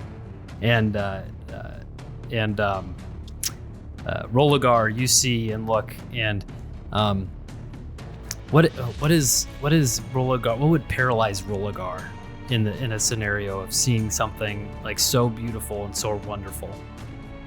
Probably be like him receiving some sort of medal from like a king or a lord of some kind and being praised for his servitude. Good. And so you see like an orc orc tribe leader, like a clan that'd leader, that'd be huge. look at you and holding like an axe, a ceremonial axe, and like reaching out to hand it to you, and you are paralyzed and you drop whatever you're holding. And Tia, you are unaffected by this. But I see everyone drop all the things that they're holding. All their things, and they are standing there, and you guys are paralyzed. And the paralyzed, you are incapacitated. You can't move or speak, and you automatically fail any strength or dexterity saving throws. Attacks against you have advantage, and any attack that hits you is a critical hit within 5 feet if it's a melee attack as a paralyzed. So everyone is paralyzed at this point except for Tia, and the creature is standing in the middle of everything. Good luck. Okay. Is it my turn? Because I know I rolled. It is your turn. initiative. Yep. You are. We're at the top of the. Save us. Okay. Oh. I turn to Barb, and I reach out my hand, and I cast Lesser Restoration on him because it says. Well, I mean, I guess. Do you want me to do a check to like see if I know to do that? But I mean, I know the spell, so. What is it? So you're doing? So I can touch a creature and one effect. Sorry, either one disease or condition afflicting it can end. So nice. The conditions can be Yeah, you can blinded, do that. deafened, paralyzed, poisoned. You definitely recognize that there's a paralyzed issue going on. Okay, so yeah, I reach out for Barb first, and I cast Lesser Restoration. Favorites. I mean, it is Great. our wedding day. And that takes away her paralyzed, right? Yes. Very cool. And then I say, I'm gonna give you. Well, first of all, I'm gonna give you inspiration, so you can have another D6. Okay. Because the old one went away because it only lasts 10 minutes. So I say, let our passion set the world on fire, and pump them up. Go out there and get them. Great. It is Barb's turn. So, Awesome. Okay. Because Deandra, you are paralyzed, can't move or speak. You say move or speak. Yes. Now, can I think? You 'Cause can. I have a lot of things I can do without moving or speaking. Okay, you can think. All right, So- go You can for think. it. All right. Okay. How far away is the creature? Creature is 10 feet away from you. Okay, 10 feet away from me. And I'm assuming it's looking at us, or is it looking is. at Doug? It landed, and it is. It landed, and it's kind of like it's looking in your direction. So like it's not like staring straight at you. Yeah, but in our general direction. Okay. Like it's sort of like kind of like looking back and forth, kind of keeping you all in its vision, essentially. Like it didn't like turn its back directly toward anybody. Okay, well, I would like to mentally command Dedgar with my bonus action to attack it. First Okay. of all. So let me do that real quick. Come on, buddy boy, you can do it. That's such a dog shit roll, man. 7 to hit. A 7 to hit. Yeah. Okay, that that's does not not gonna hit. hit. Unfortunately. Yeah, I kind of figured. And then I will just use my action to cast an invisible mage hand. I have a feat that allows me to cast that without verbal or somatic components, and I can Nice. make it invisible Cool. if I want. So Okay. Nice. I will Sweet. do that, but it takes my whole action just to cast it, so I'm assuming I cannot then control it further. Yes. Yeah. Okay. It's just there in case I need it. Okay. Good. So it's just that. Yeah. I'll put it next to the. I want to put it next to the monster, though. Okay. Yeah, nearby it. Gotcha. And does so Dedgar already did his turn. Then Rolagar, can you do anything with your can't move, speed, or can you? Nope, not at all. No, I'm just gonna paralyze up here. Just be paralyzed. I am the paralysis. Okay. And as you guys have your turn passed, well, no, sorry, not yet. Okay, so you, what was yours? What did you say? You did nothing. What did you do with your turn? He's just being very paralyzed. Okay, Yeah, being just- very just paralyzed. chilling. Wonderful. I rolled a nat 20 on being paralyzed. I'm so good at it. Wow. Good. Barb. Brag. Okay, I get 2 actions. I'm gonna grab my axe, 1 action, and then I'm gonna attack with it, 2nd action. Okay, and you still do see the visage, even though you are not paralyzed, but it is still up. So it is, you are attacking a version of Tia in your mind, and so Do I see the real Tia though? Like, you do. So it's not. Okay. Yeah, you see the real Tia. All right, You're able to discern. I'm just wanting to give you some flavor on what you Yeah. look that's like. fair. you're That's fair.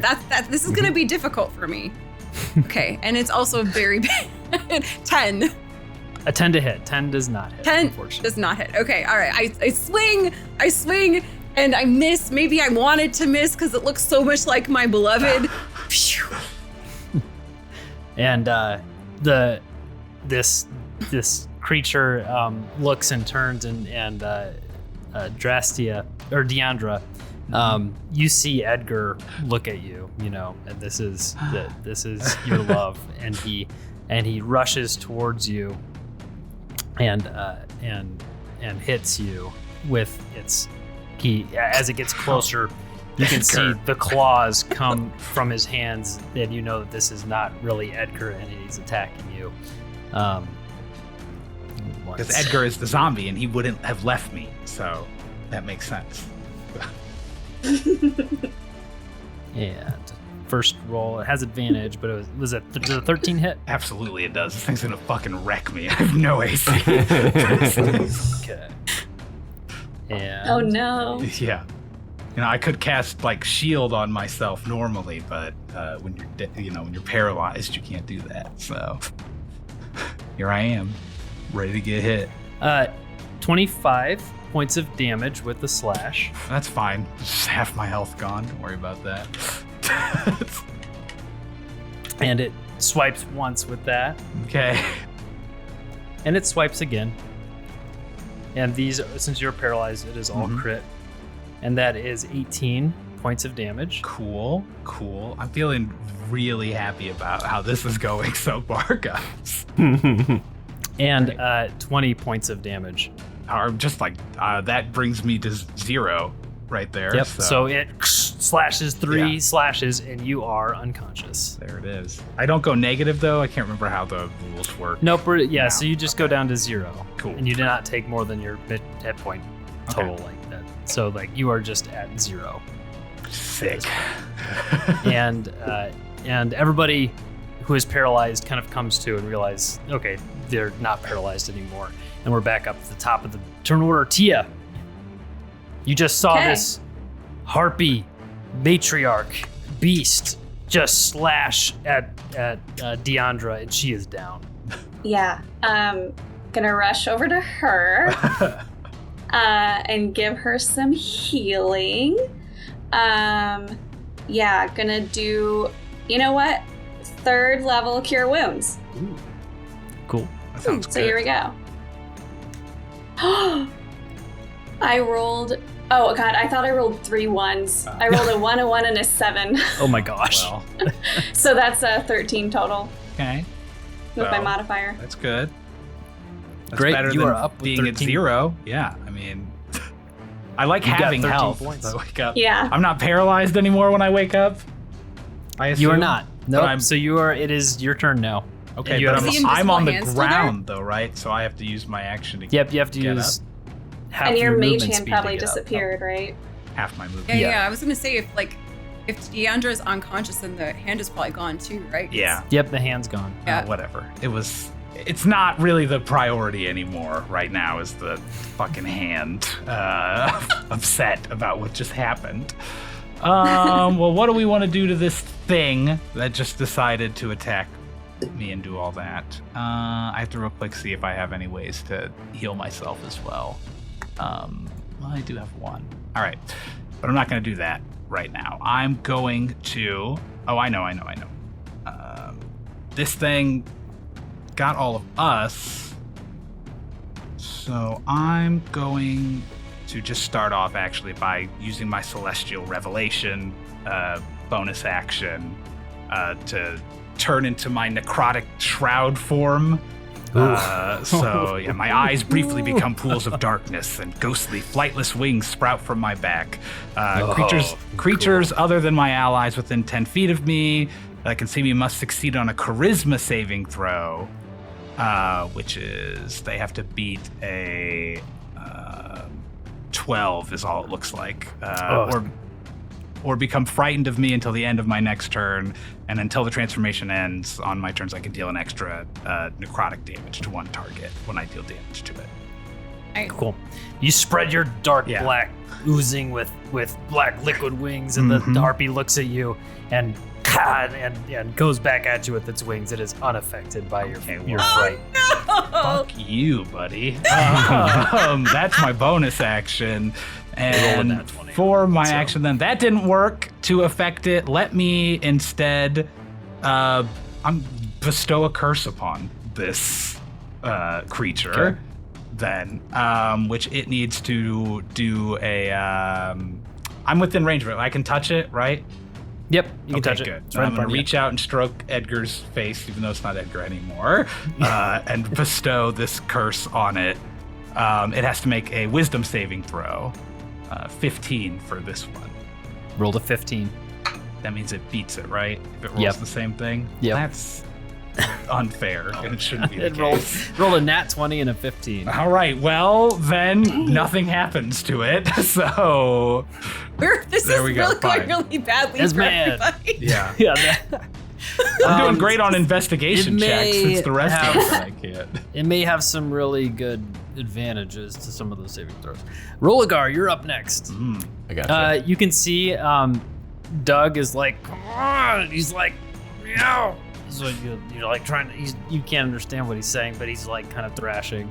All right, well, I don't have to pick anything up because I didn't pull my sword. Like, I never drew it because I was charmed at the outset, right? I will just pose the question as I'm like readying my attack to like, do we want his help or maybe not? I don't know. But then I swing with my greatsword at this lady of the night and roll a 23 to hit. That hits. So we're taking 12 slashing damage on the first attack. The second attack is a 19. 19 hits. And that does 15 slashing damage. Good. Anything else with your turn? Nope. Barb. All right, give this a go. That is 22. 22 hits. Okay, great. And then, do I still have the bardic inspiration? Yeah, but that would only be used on your attack, like to attack, not the damage. Okay. Yeah. And I think it goes away after what? A minute? It's 10 minutes. 10 minutes 10 or something? minutes. 10 minutes? Okay, all right. And we're gonna do, that is 14 points of damage. 14 points of damage. 14 points of damage. All right, we're going again. You hack at it. And that is 27. That hits. Woo. You guys And we are good doing, now. let's see, 11 points of damage on that one. 11. With that hack, you can see like, oh man, it's really like taken quite a few gashes on half its body. It looks like it's pretty strong still, but you're definitely making some good headway on it. I'm also gonna give Rolo like an orc high five and like orc handshake. Good job, buddy. Good job. Way to slash. Yes. The harpy looks. You guys keep your hands on your weapons before it kills me again, okay? You're fine. It looks straightforward at Deandra, and it swipes for a 13 to hit. Well, it would hit, except for that triggers my reaction spell of shield, which raises my AC to 16 now for the rest of this round. Nice. For the rest of this round? Yeah, for 1 round it lasts. Okay, Yeah. so it swipes 1, you have that shield, Yep. hits. It's gonna swipe again for a 12 to hit, which glances off the shield. No, And a not again. third Don't time, like dying.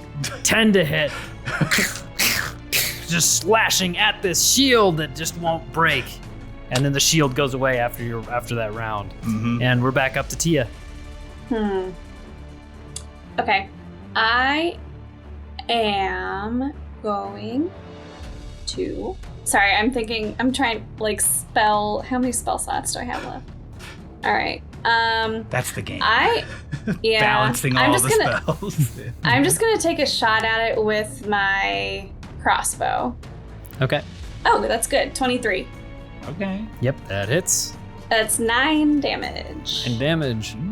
Crossbow bolt. Glance goes through one of its wings and hits it in the side. And that is my turn. Good. Deandra. First, I look at Barb and I say, "You should praise your fiance for the good work she just did, Barb." Okay.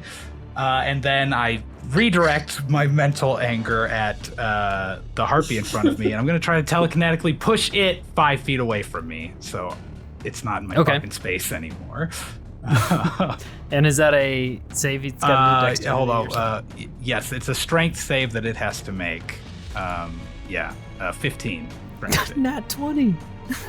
Well then, okay, it doesn't work to get rid of Nothing's my working space. for you. No. Screw you too. That's fine. That's the bonus action. We can do more. Don't worry. Hey, Okay. bestie. And then we're just gonna try. It keeps beating saves, so I'm just gonna try to fucking hit it with a spell. So I'm just gonna cast Chill Touch at it and create, like, where my hand used to be touching its face, I'm gonna move away, and now there's just a ghostly, grim, skeletal hand touching its face. Oh, nice. So that is to hit 14 to hit. 14 hits. All right, hey, I'll take it. Perfect. And that is 13 damage then. It's going the to icy. be taken. Yeah. That skeletal hand goes in, just spreads this frozenness into this harpy's face, and it, like, consumes one of its eyes, and it's just Rolagar. Oh man, then yeah, I'm gonna keep on swinging. Let's it didn't get pushed away, so I don't have to move. Does a dirty 20. Dirty 20 hits. Yep. Yes, for sure. I'm just making sure. I know. 14 slashing damage on that one. Okay. And going at it again. You don't need to, I don't need to. because how do He's you still want to just kill fucking this thing? Oh. Yeah. Then absolutely, I am. Oh, let's chop its head off. I want to chop its head off. One clean swipe with my great sword, and then as I turn around, like, I go through, and then I, like, kneel and say a short little, like, prayer. Fatality. Yeah. As you're swinging your sword, you see it give one last attempt to sing its beautiful song, and just as a note comes out, it's just off and lands in the pile, or in a puddle, and all is quiet, and we are out of initiative, out of combat. I hate music. I don't like it. I'm gonna say it. I'm sorry, Tia. I don't like music. You were gonna marry a bard and you don't like music? Edgar was special, right, Edgar? You can still hear a little bit of his tone in there. The smoke really damaged the vocal cords, though. I mean, let's not blame the music for it being used in a bad way, right? The music is not to blame. The No. wielder of the music Music is to blame. kind of sucks. Rello. It's kind of. I'm gonna agree. Nothing good has come from music. What about all those times I played my harp for you? I like it when you play music. Well, isn't that a good thing Okay. that's come from music then? You like it when she plays the music? Well, it just drowns out other things that are more annoying. I disagree. I, for one, love when she sings as I tend to the garden and make her beautiful roses. She is lovely in all things. You should marry her or something. That is an excellent idea. I I agree. have them frequently.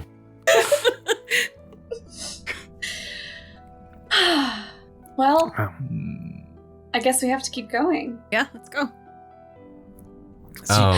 Wait, Diandra. That Yes, was rough. I could definitely use some more healing if anyone knows. I will do that.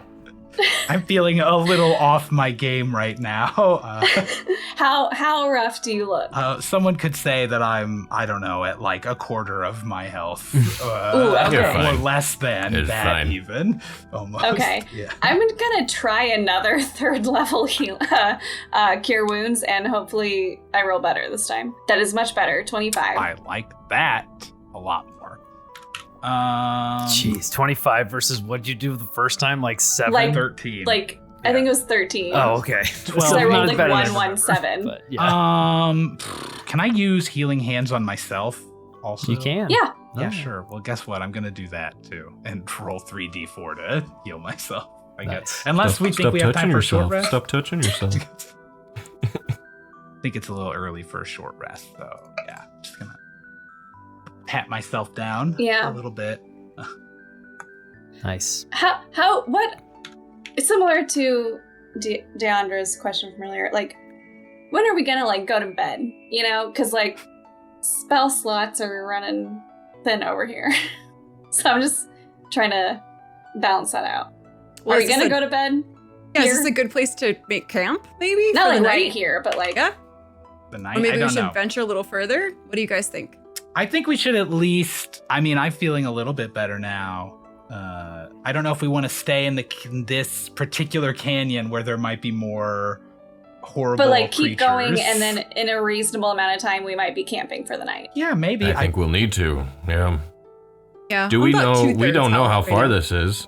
Yeah, I really. I don't. guess we really could. don't. Once we get, We could ask maybe what's his face over there. Oh, that's a good idea. I'll just use Mage Hand now. I'm just gonna cast it for flavor and just take the tape off of his mouth from What do far you- away. what- Doug, what were you we're gonna asking how him how away? far away we are from this witch. So we're taking the tape Yeah. off of his mouth. You go, "Ah, wow. Oh, man.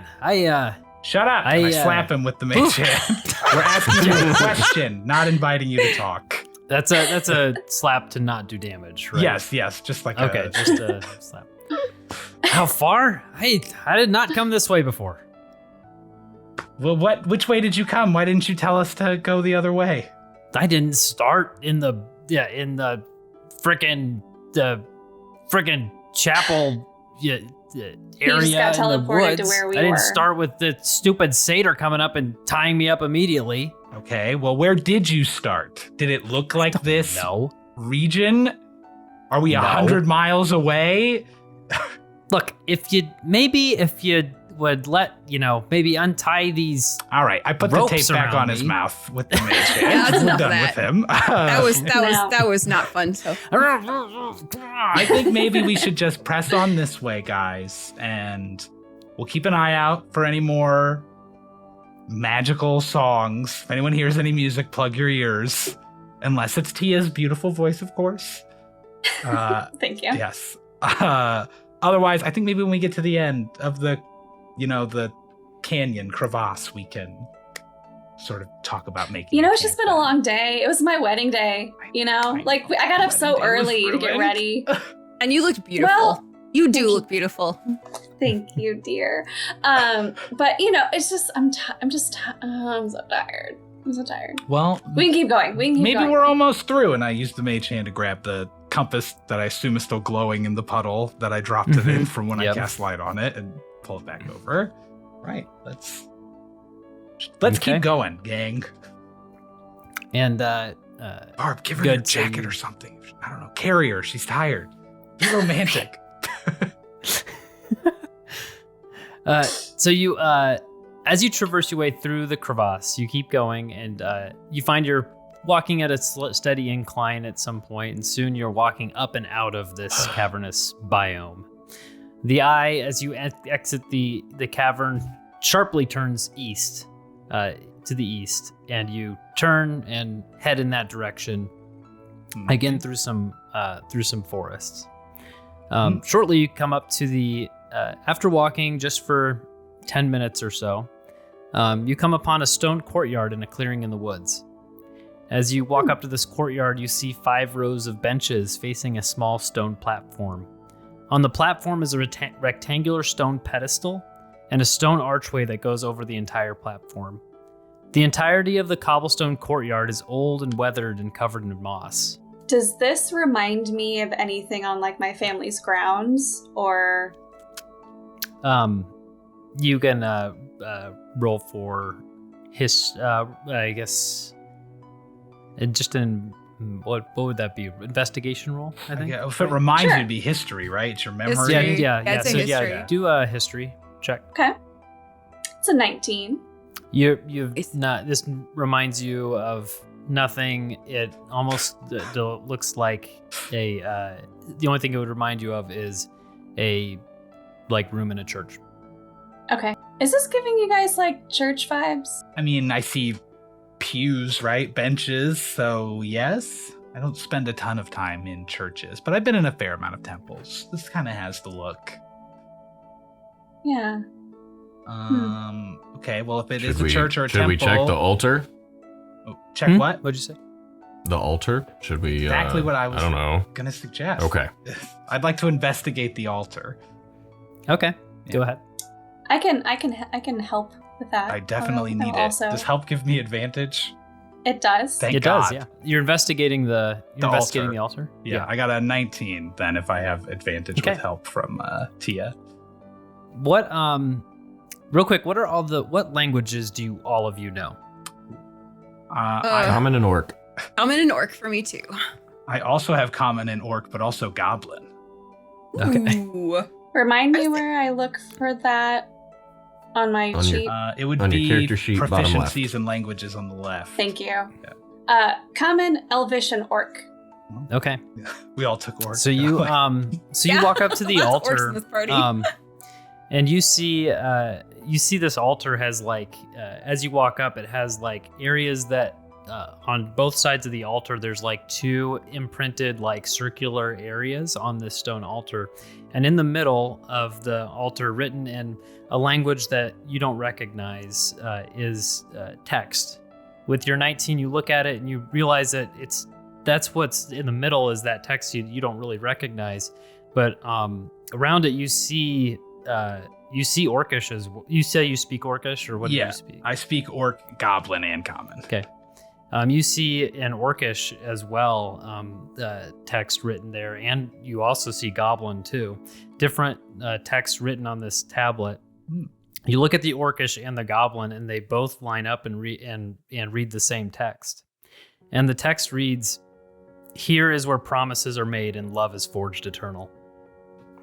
Oh, guys, it's a wedding altar. Wait, what? It says here's where promises are made and love is eternal or something. I can't remember what I just read. Guys, is this a sign? It feels like a sign from somebody right now. I don't know. Should you guys just promise your love to each other here, maybe? Have a little mini ceremony, even with, it doesn't even have to be official, guys, but it's been such a long day. You were supposed to get married today. Shouldn't we go through with it?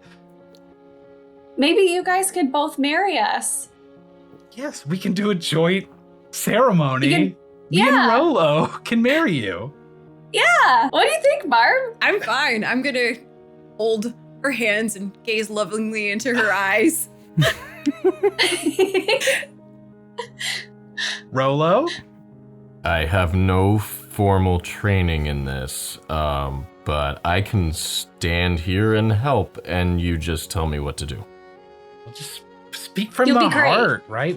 This is about making a promise of love. That's why we're here.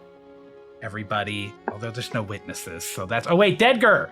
And I command him to come and sit down. And, bring Doug. Mr. Calloway. Oh yeah, and then we've got We take off Doug's Calloway tape. too. Yeah, bride or groom side. Yeah. What are you doing? Well, he did come here for my stone. No, bride the side, that wedding, makes sense. Because the wedding Edgar's can't really happen. closer, and I put the tape back on his No, mouth. you can't do this. And we'll just set him on the bride side. I don't want him. On the groom side. Well, you knew Edgar. You met him once. So this feels fair. Edgar can. I'm proud to have Edgar in my family side. I mean, I hate Doug, but this is whatever. This is perfect. Yes. All we need is our love for each other. Exactly. Gosh. I think we should do this then. We're doing it. Oh my gosh. What do we do? All right, die, marry us. Well, we already Till death shall us part, and then beyond you resurrect us, and our love shall persist forever. Who better to marry us? Did we have the rings? What happened to the rings? You guys had exchanged them. Yeah, and so they have the rings already, right? They had the rings on. Yep. Okay. I mean, we've already done most of the ceremony before. That ceremony was interrupted. way too long. This is all I would want anyway. Perfect. I think what this says to me is that this really is more about you two making a pledge of love to each other. So I think maybe you just make a promise to each other of love, and Rolo and I will promise to protect it for both of our lives. Agreed. And that will be the bond that forges your union, is our protection and your love for each other. That's perfect. All right, so we do that. We exchange words of love and affection. I'm holding her hands. I'm looking into her eyes. I love you forever. Blue, blue, blue. Oh, At the base. I'm so excited to be with you forever until death do us part, and then we'll be back together after we get resurrected. It's gonna be beautiful and amazing. And we're like full on crying at this point. Yeah. Like, all of my stoic exterior is exposed. I pluck a flower from I see on the ground, and I hand it to her, and it's like a promise for the future. And we kiss, we embrace passionately, and Yes. Yeah. When they Wonderful. kiss, I use minor illusion to make confetti float around their heads when it's happening. Amazing. But I'm sobbing too while it's happening. yeah, so. most of us are crying. I don't know if Yeah. Rolo was crying, but I'm definitely crying at this point. And One single tear. What? Roller guard? What? Yeah. Just one single One tear. single One tear. single tear. And Deandra, as you're standing in the middle of them, behind the altar, you with that investigation roll, you realize, the two spots on the altar that were indented are meant for hands, and so you Place kind of their take hand. both of their hands and place them on this altar, and the altar lights up. The text in every language illuminates in this golden, beautiful illumination. And you see flowery vines begin to creep up from either side of the forest onto the altar. The flowers on Barb's side are blue, and on Tia's side are pink, and the flowers creep up on either side of the arch above you that goes across the entire altar. And as you say those final words, the blue and pink flowered vines coalesce, and a large light purple flower blooms at the top of the arch. Then, like a ripple effect, the blue and pink flowers on either side of the arch turn purple as well, and cascade back into this entire this entire sanctuary. And Tia, you feel a hum of satisfaction from the stone, and it begins to glow. And you look at your friends and realize you look at Barb and you're glowing. You're both glowing, and you look at your friends, and everyone is glowing in the area. This green glow. And there's a faint green outline present on your bodies for a second, and it goes away. And you've all gained the benefit of a long rest. Hey. And so you have all of your HP. You feel your spells come back, and you feel a slight benefit as you now all have +1 to your AC, as this thin green shimmer is protecting all of you. And Heck yeah. with that, we will end the first half of this story. The camera zooms out in the Talltale Tavern, and the gnomish priest, Father Gumblehip, is taking a drink from his very light beer, looking like he thinks it's affecting him, but he's only taken a few sips. And the camera pans out, and that is it for this episode of the Talltale Tavern, of the first episode of Wild Love. Thank you to all the players this week, Tiddly, Scott, Brooke, and Tyler. Their socials can be found in the description. If you want to see the video of the episode, it'll be up on YouTube. Follow us on Talltale Tavern Podcast on Instagram and YouTube. I already said that. And yeah, probably those two for now. TikTok, we have one. We'll maybe put stuff on there. But yeah, otherwise, great episode, guys. We did it. First episode of Woo! I loved it. And otherwise, we'll see what stories are yet to be told. And we will see you next time at the Talltale Tavern.